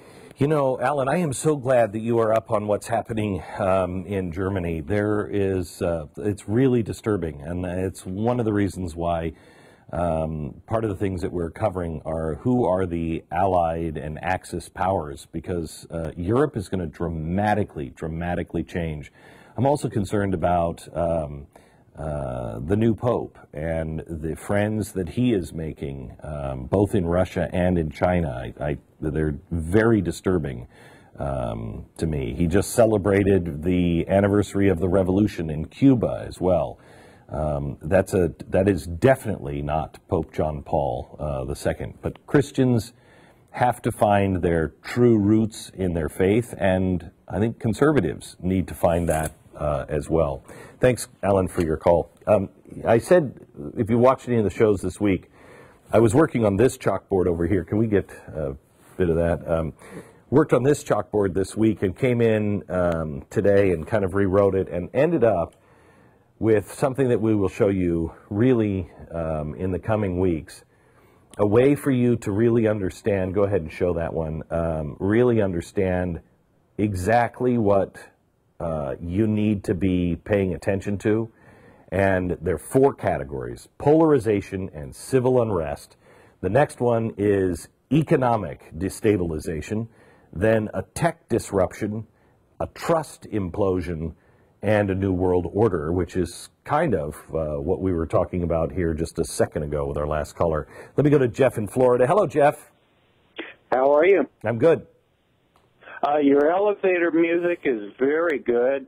Hey, dude, where are you? I didn't know we had elevator music. I apologize for that.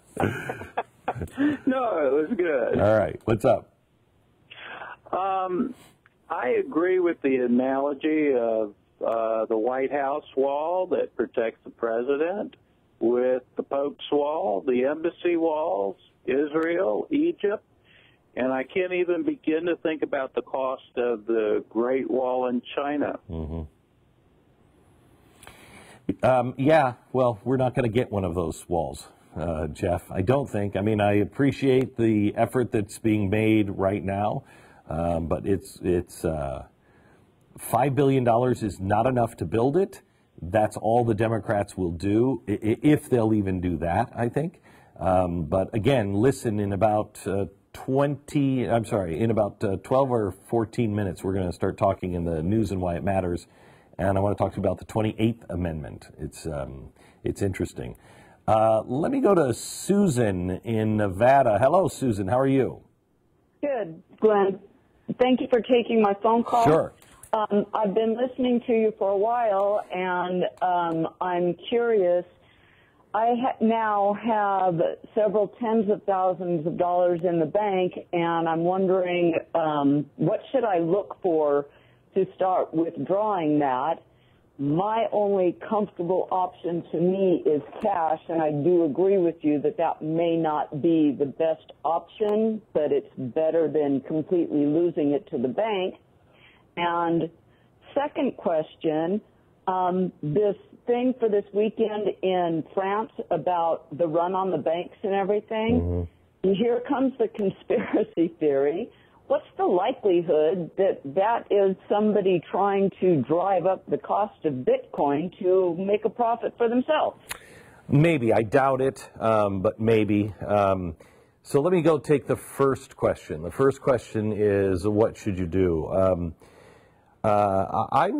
First thing I would do is I would get your money out of the big banks. I would find your local bank. I would find a credit union, and I would read their information carefully on where am I as a depositor if this thing goes belly up.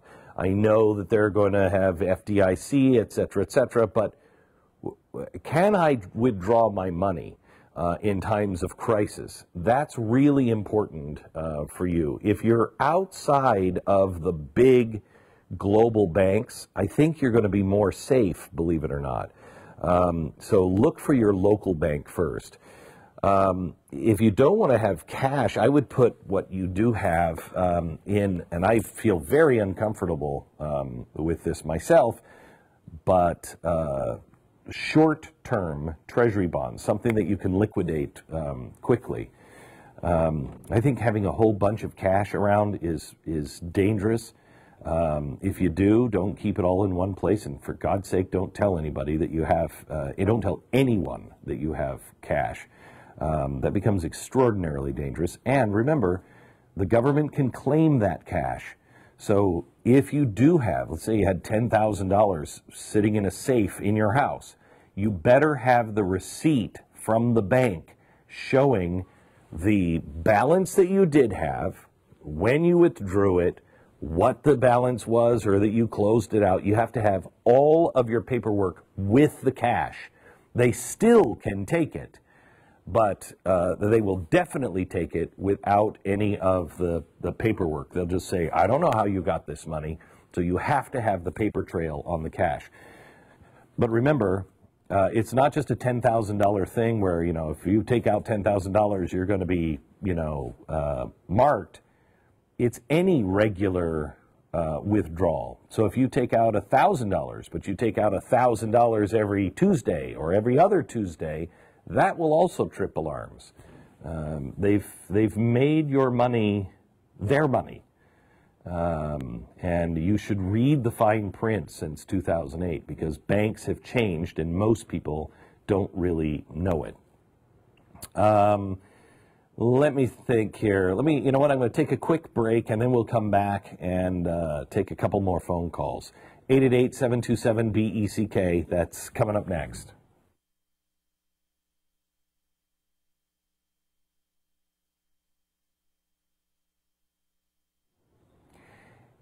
I have been lucky enough to never have the IRS after me. Oh, no, I'm sorry, I did. Sorry, I had an audit. The minute that Barack Obama could audit me, he did audit me. Anyway, there's nothing worse. And if it's happened to you last year, please don't get caught in this trap of feeling like you have no way out.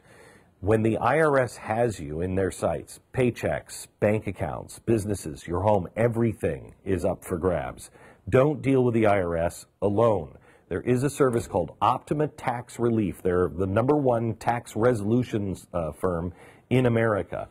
They know that anybody behind a tax problem usually is a hardworking American that just wants to do the right thing. So call for a free consultation while you have options. 800-699-6140. Call them now. I'm just reading here up on 5G and the environmental impact of it. It says here, published peer-reviewed science already indicates that the current wireless technologies, 2G, 3G, 4G, in use today with our cell phones, computers, and wearable tech, creates radio frequency exposures which pose a serious health risk to humans, animals, and the environment. Are we doing anything about that now? I mean, I don't like the fact that we're just unleashing all of this tech, and we have no idea what the lasting effects are on it for our children, the children's brains, let alone their bodies. Wireless company documents clearly state 5G will increase the levels of RF radiation in vicinity of antennas, which are going to be, there'll be at least twice as many antennas as there are now. India, Poland, Russia, Italy, and Switzerland, also China, have far more protective and stricter radiation limits, which will not allow deployment of 5G. No. China is leading the world in this technology, at least the cheap technology. Real quick, Sean in Georgia, how are you? Hey, Glenn, great. Hey, do you think for 2019 Stu can actually be funnier? Do you predict that he'll do a better job this year? Let me...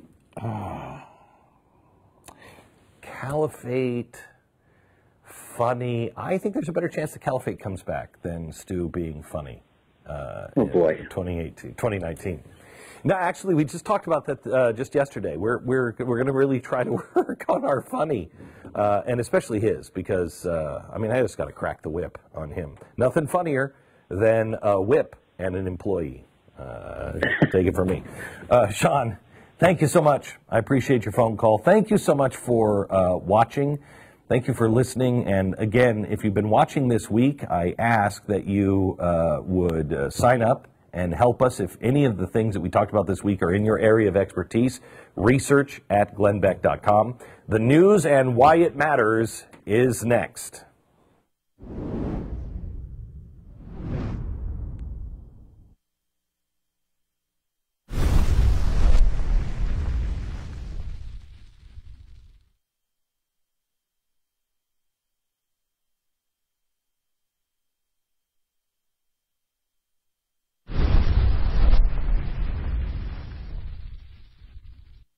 Hello, America. I want to talk to you a little bit about what I spoke about at CPAC, and I can't believe that we have to talk about it, but we do. One thing I was moved on while I was at CPAC this last weekend is there's only really two subjects that everybody thinks we need to move on right now, and it is, number one, abortion, life. Number two, socialism. And it's because the people who are in college now, we've already lost them. And socialism seems neat to them. But we have to find a way to frame it and explain it. Socialism to me is, if it were a movie, it'd be Friday the 13th. Because it is always, time and time again, stalking the college co-eds, you know? And the college co-eds are just all giggly and, you know what, we're going to go off to a cabin in the woods and we're all going to be getting lucky this weekend. And the one guy in town who has seen this death and violence before, everybody mocks. He's some old guy. He's like, look, and you're young'uns, you don't go up there. There's trouble, I'm telling you. He'll come and chop your heads off. And they all make fun of him as a crazy old coot who just believes in ghost stories. And then all of a sudden, they're all dead. And the old guy's like, I tried to tell him, wait a minute, where's Jason's body? And he's the only guy that notices that Jason has disappeared. Sequel after sequel, country after country, it's the same story. Make no mistake, stop trying to hook up in some old cabin and listen to the old crazy guy, because I'm telling you, Jason is coming, and this time, he's coming with a hammer and a sickle. Then we have another problem. We have a problem that a lot of people in the media seem to think that democratic socialism is just a new coat of paint on the old, you know, FDR policies. But they are not. And let me prove it to you. I want to give you an excerpt from a column at Vox. And it says, well, here's the opening line. Here's the truth. In the long run, democratic socialists want to end capitalism. Hello. From the column, many observers see groups like DSA pushing for policies like Medicare for all and decide that we must actually be something like New Deal liberals who are simply confused about the meaning of socialism. But that's not true. Medicare for all is an instructive example. Medicare for all is not socialism. It would only nationalize insurance, not the whole healthcare system. Democratic socialists ultimately want something more like the British National Health Service, you know, where you can drink water from the plants. So now why are the democratic socialists not demanding that right now? Well, I suppose we could ask why they weren't going for Medicare for all, and instead they just went for Obamacare, because the reason is exactly the same. Quoting again from the article, because we currently don't have the support to push for and win such an ambitious program. Social democratic reforms like Medicare for All, in the eyes of the DSA, Democratic Socialists of America, part of the long, uneven process of building that support and eventually overthrowing capitalism. No matter what anybody says, this is written by the Democratic Socialists. They know. And this is the philosophy of the candidates and the Democrats who are being called the future of the party. We lose our country quickly if we don't pay attention now, and we don't prepare those kids who are still in our house and teach them what socialism is. Two fallacies that have to be dismissed, and you have to do this with your kids. First, you have to dismiss the fallacy that capitalism doesn't work. It does, and I'll get to that in a second. The second one is that socialism doesn't work. It does. In fact, socialism in Venezuela is working exactly as it was designed. It works perfectly every single time. It enriches the people who are the ranchers, and the ranchers get rich by looking at the rest of the people as sheep or cows. And they'll slaughter any cow that doesn't get along with the rest or doesn't mind the fence or isn't really producing anything. And so what happens is people look at capitalism, socialists do, and they say, look, this doesn't work. Look at all of the inequality. And capitalists say, look, this doesn't work. Look at all the dead bodies. So how could I possibly be saying that both work? Because we have to look at what they were designed to do. What are the goals of each of them? The goal of socialism is equality, equality for all. Now, that sounds nice, but it's not just equality, it's equality of outcomes. So if the goal of socialism is the equality of outcomes, that we all have whatever it is the same, and the two systems achieve opposite results, then, oh my gosh, this sounds evil. The goal of capitalism must be inequality. Yes, yes it is. Teach this to your kids. Inequality of outcomes.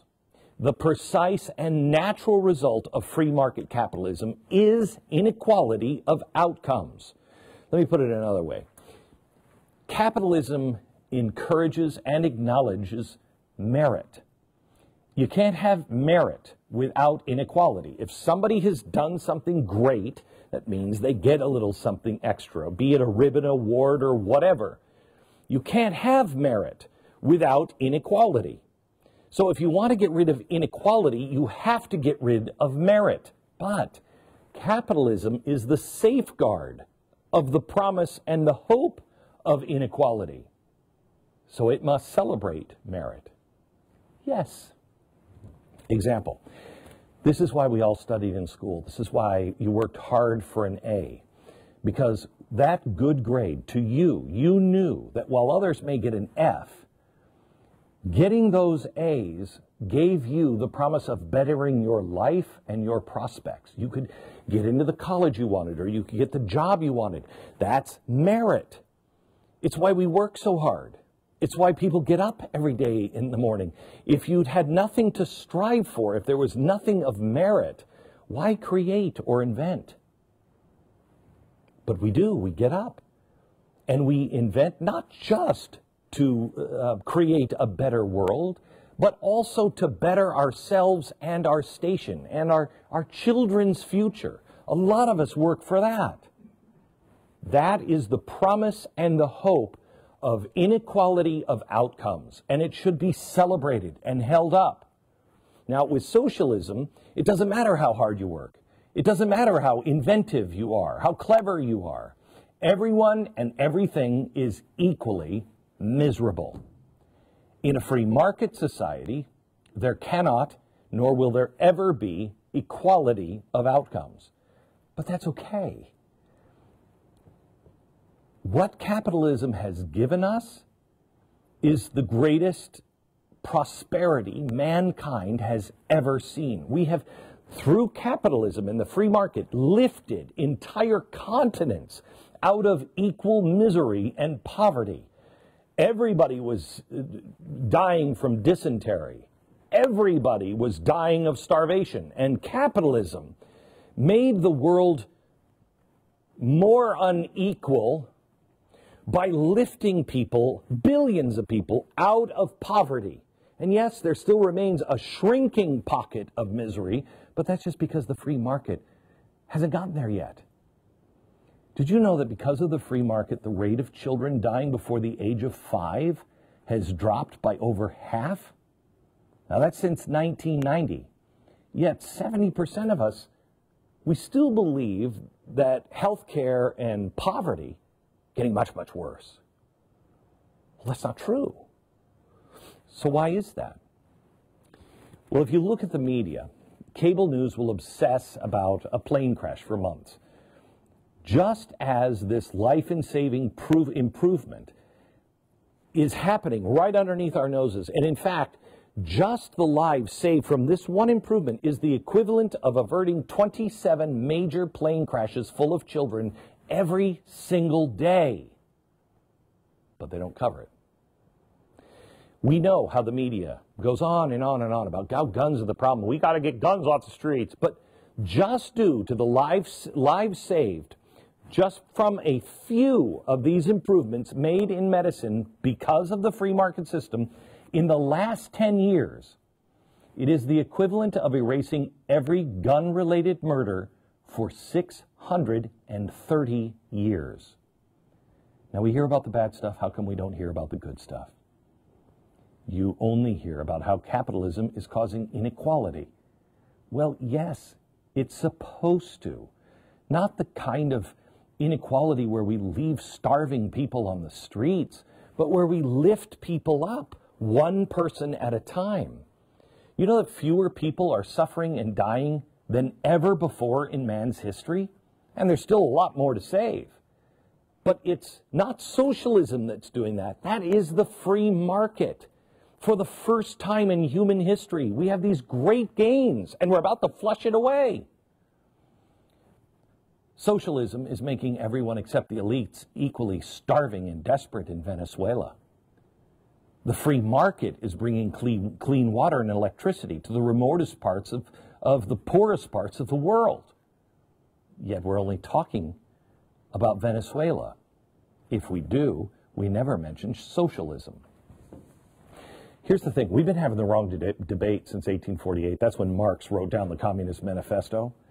And I don't know why we keep allowing the left to frame this discussion and cast shame on capitalism by pointing out inequality. Look, capitalism is broken right now. It is, because our system of justice is broken. But if you are comparing the two, you're judging a system that has flaws but works by comparing it to a system that has never worked and has never existed, nor will it ever. And it's all because of, at some point, a bunch of the people on the left came to believe in a powerful myth about us and our species. And I'll tell you about that myth when we come back.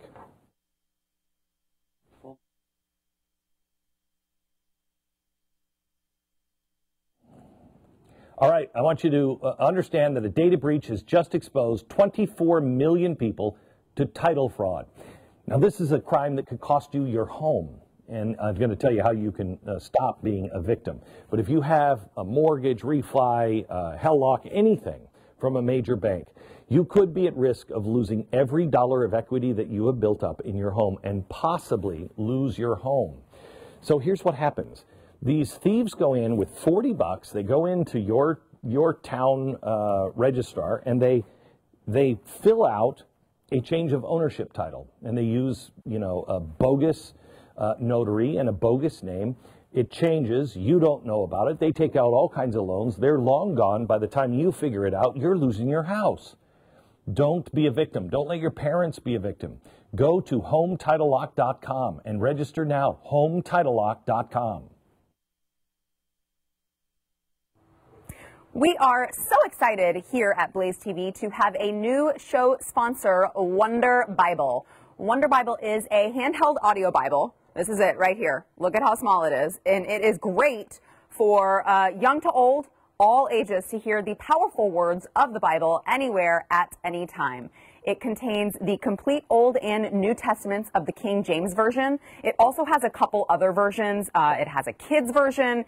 It's portable, as you can see, small enough to fit in your pocket if you wanted to just put it in your back pocket just in case, you never know when you're going to need to read the good word.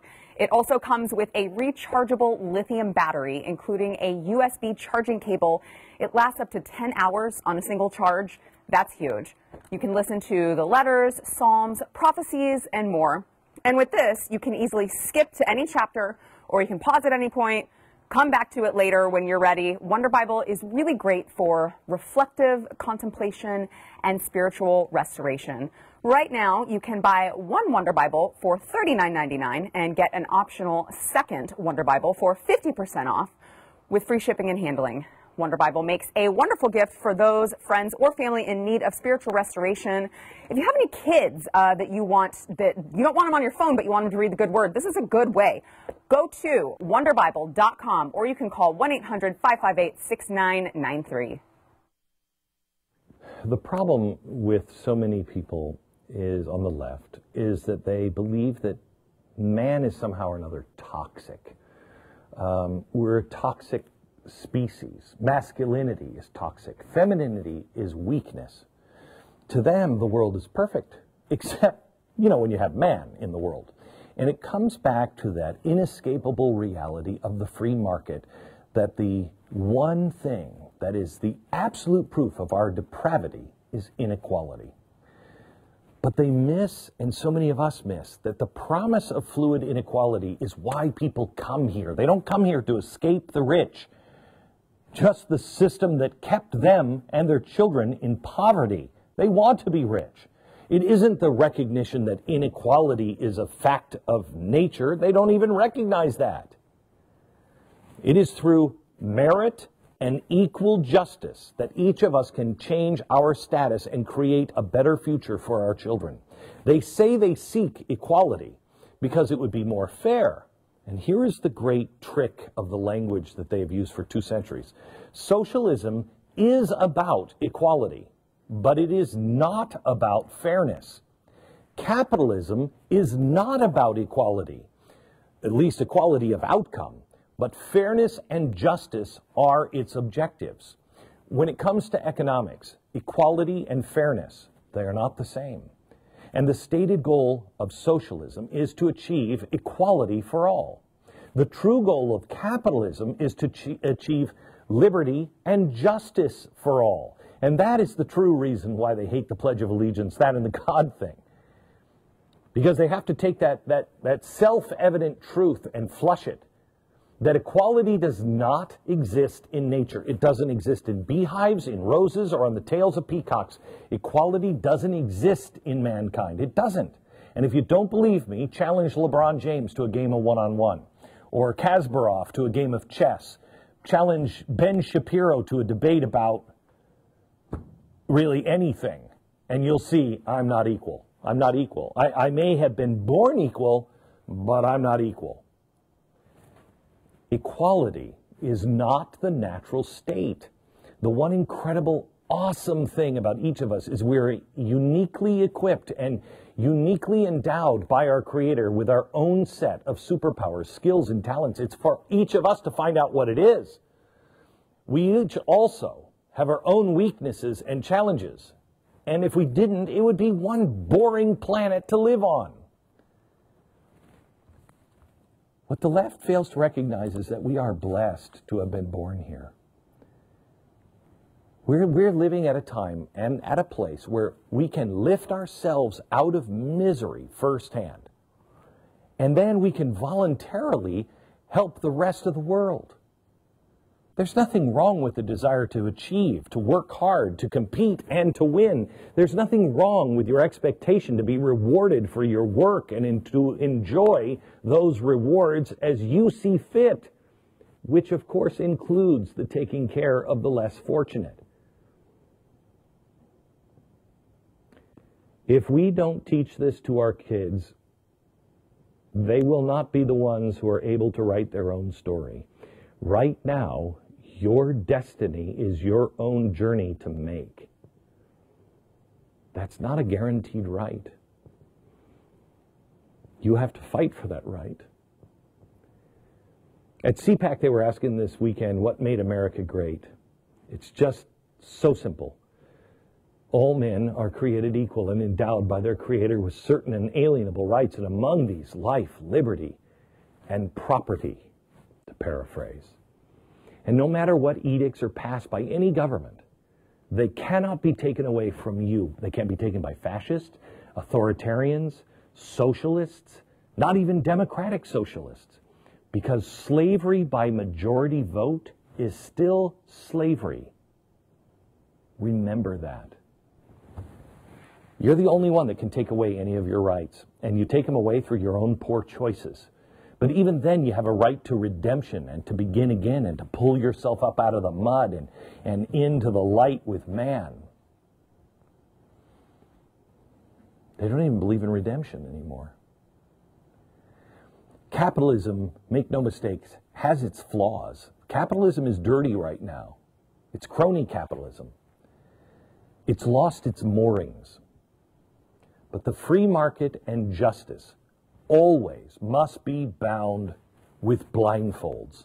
Being black or white, rich or poor, left or right should neither save you nor condemn you. Judge me by the content of my character, not the color of my skin or the color of my hat. As Americans, we can and will change the world once again.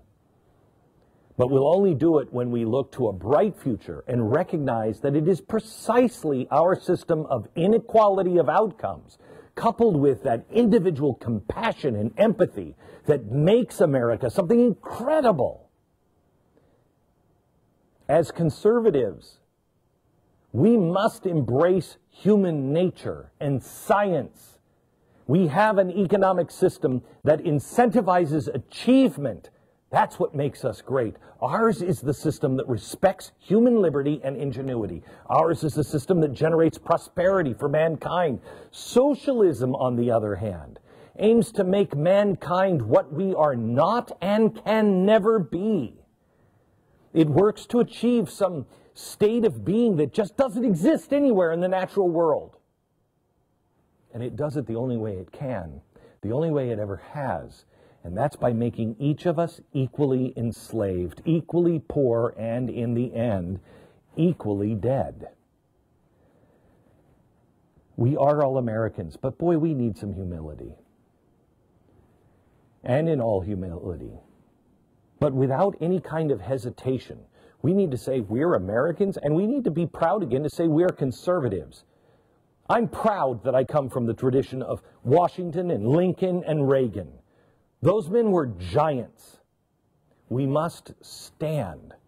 We must speak about and teach the Bill of Rights, because that's what grants us liberty. And kids are leaving the home without understanding the Bill of Rights. We must teach this in our own home, because it's the Bill of Rights that grants us liberty. Your kids have to see you stand for the poor and for the rich. They have to see you stand for the people who have always been here, the Native Americans, the people who came over on the Mayflower, or the people who came, in 1910, or the people who are trying to get here legally today. Because it's all of those people, past and present, that created us. Our hopes are their hopes. If they want to be an American, they're coming for a specific reason. And their success will be our success. And it will only come if we stand for blind and equal justice. Not social justice. Blind and equal justice. And if we would all stand up and stand for the promise of the glorious natural inequality of mankind.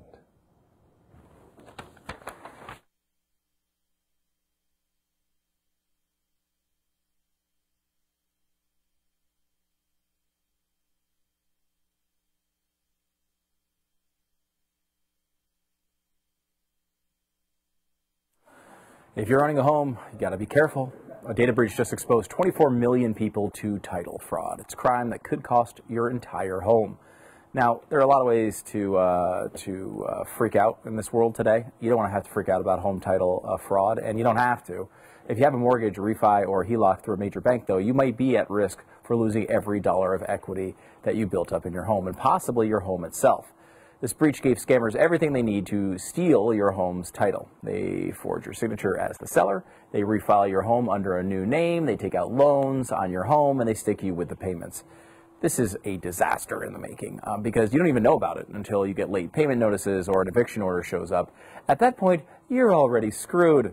The bank doesn't protect you from this, neither does insurance or identity theft programs either. But for pennies a day, Home Title Lock will. This is a virtual barrier that goes up around your home's title. You can check now to make sure you're not already a victim at HomeTitleLock.com. Now, when you get there, you have to register, sign up, get all set for your free title scan and report. It's a $100 value, and it's free when you sign up. But more than this, you need to make sure that you have something that's kind of on your mind. You know about this problem now. You don't want to be taken advantage of. There's a lot of people around, really around the entire globe, because a lot of these come from overseas, that can hit you with this, and it's going to be really difficult to ever recover from. Stop it before it starts. HomeTitleLock.com. I wanted to stand up at CPAC and say, look, I told you there would come a time that you wouldn't recognize your country. I told you there would come a time when a caliphate would come. I told you that there would be a time when we would have terrorism on our own shores. I told you there would be a time when we would be bankrupt and our financial system would collapse, and then we would spend ourselves into oblivion. I told you so many things that have now happened.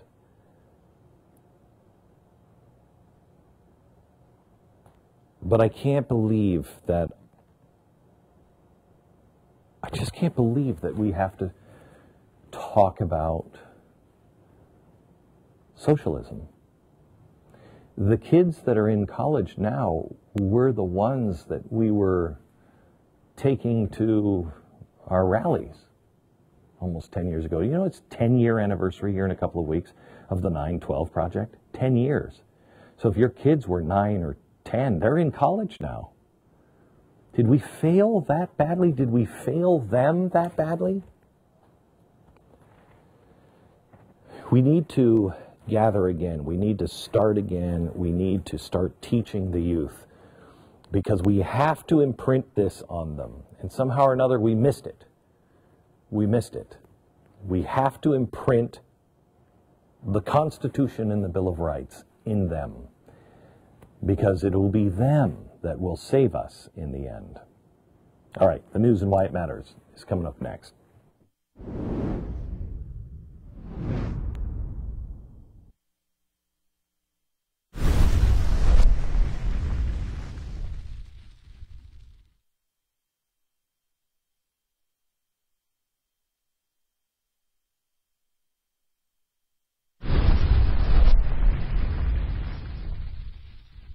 Hello, America. I want to talk to you a little bit about my responsibility as a host of a program. And one of my privileges. I get to talk to the people who are making news and the people who have seen it all. Tonight, I am thrilled to talk to a guy who was there with Elvis. In fact, Elvis opened for him, a pioneer in television, in music, and has seen it all. Tonight, an exclusive look at my conversation with Pat Boone. Pat, I have been so excited to talk to you because you have spanned so many decades. You've seen it all. You've been there. You've worked with and been around legends your whole life. Yep. You're 22 years old. It's in the 1950s. You have your own ABC television show. Youngest ever to have his own musical variety show. And that's when there were only 3 channels. Yeah, 3 channels. Right. And here you are in 1955, and your opening act is Elvis Presley. Yeah. Nobody knew him. So it's not that he was already a big star, but but he was on his way. But you had more #1 hits in the 50s than he did. Yeah, one more. One more. Still one more. Still one more. You are, they believe, the most recorded voice of all time. That is in terms of the number of records, songs. Yeah. I mean, of course, many have been played more times. That's the catch in it, is that I have recorded more songs, so over 2,000 songs in many genres. Like 6 different genres At least, 6 that genres. you've charted on. Charted. Right? Actually had chart records in jazz, pop, rhythm and blues, rock and roll, movie themes, patriotic. How many movies were you in? I've lost count, but about 15, 16. I haven't been counting them, so I don't know. Right. I might miss one or two. I'm always forgetting something that I did do. You're in one of my favorite childhood movies, Journey to the Center of the Earth. I loved that. That was so good. And you are a man of deep, deep, profound faith. Yep. So I want to try to just kind of go over as much as all that stuff doesn't really come together logically, does it? It doesn't. It does, I think. I think it's why you spanned and lasted and are as whole as you are. I mean, before we went on, we were in the dressing room, and you talked about kissing Shirley and your wife, and you teared up, and your love affair with that one woman. We just had our 65th wedding anniversary. We've begun our 66th. And she was my high school sweetheart. Same old story. We were holding hands at 16, married at 19. When I graduated from Columbia University, magna cum laude, we had 4 kids already. At 23, and I was on the cover of TV Guide in my cap and gown because of the TV show. And I'd made like 4 movies and had 6 #1 hit records, and all of this was happening at once. And somehow we found time to have 4 children at 23 and graduated magna cum laude at the same time. So it's been that kind of life of being so occupied and in so many directions. I'm too eclectic for my own good, really. But really seemingly, never misplacing a foot in a bad way. The trouble you would get into is Shirley Jones. You wouldn't, right? You wouldn't kiss her. Yeah. It's not that you wouldn't kiss her in the movie. Just that day, you said, I can't kiss you for the movie until I go home and tell my wife and say, can I kiss Shirley Jones? It wasn't in the script, and the first movie had no kisses, and I was 21 or 2, and Henry Levin, the director, said, now we get to the end of this music scene, and you lean in and tentatively kiss Shirley. And I said, on the mouth?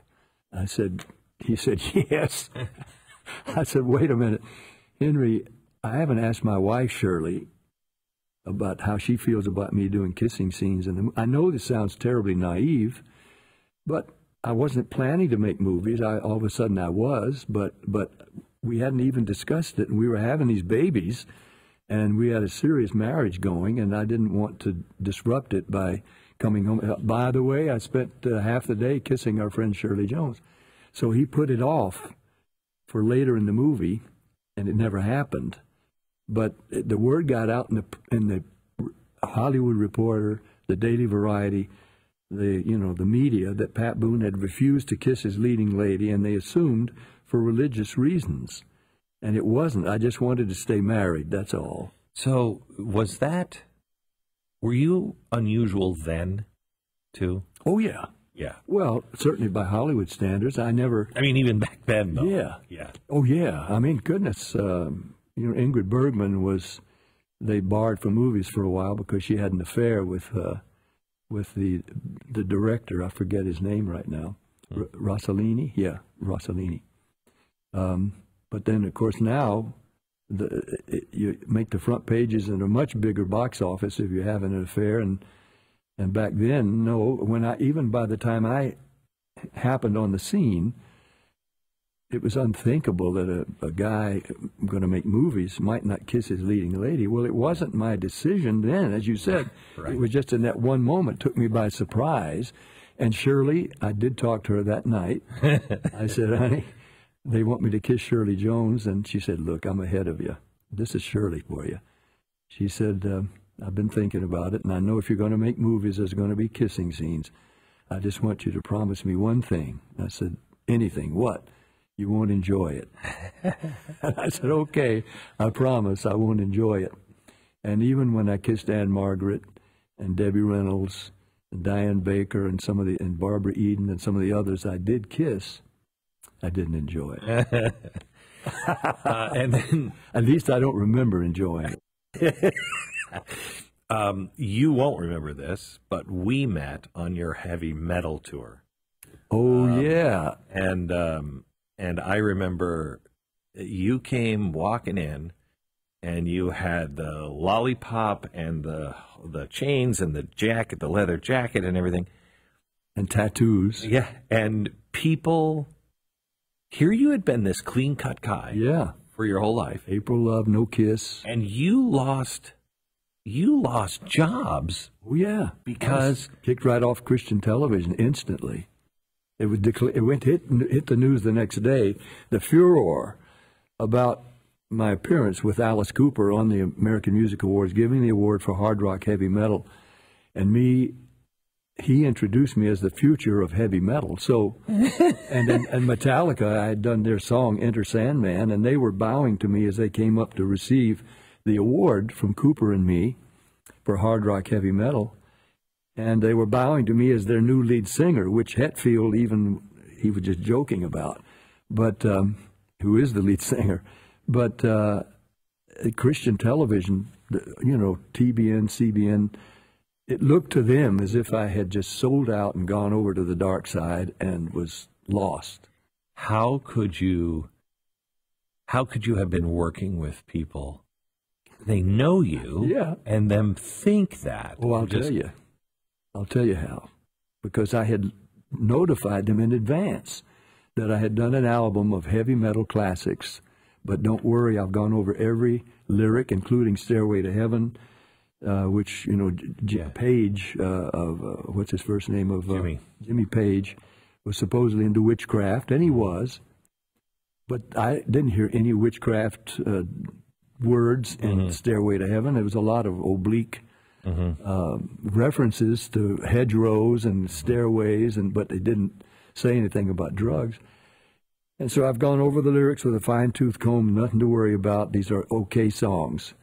They knew, but they were deluged the next day with telegrams and letters from viewers saying to Paul Crouch at TBN, if Pat Boone comes back on TBN again, I'll never give you another dime. He's gone over to the dark side. He's lost. And so it was that reaction from the donors that made them had to take, until a couple of months later, I went on TBN with about 70 Christian bikers. There were more hogs and motorcycles out in front of the TBN studios than ever in their history, and never were again even. But we talked about how quick we had been to, and I myself, I said, look, I got a little what's coming to me for judging people by their appearance. I had no use for my fellow singers who were into heavy metal and all the screaming and cacophony, and I didn't care for the songs or the lifestyle. I never looked into it, and I had no regard for them.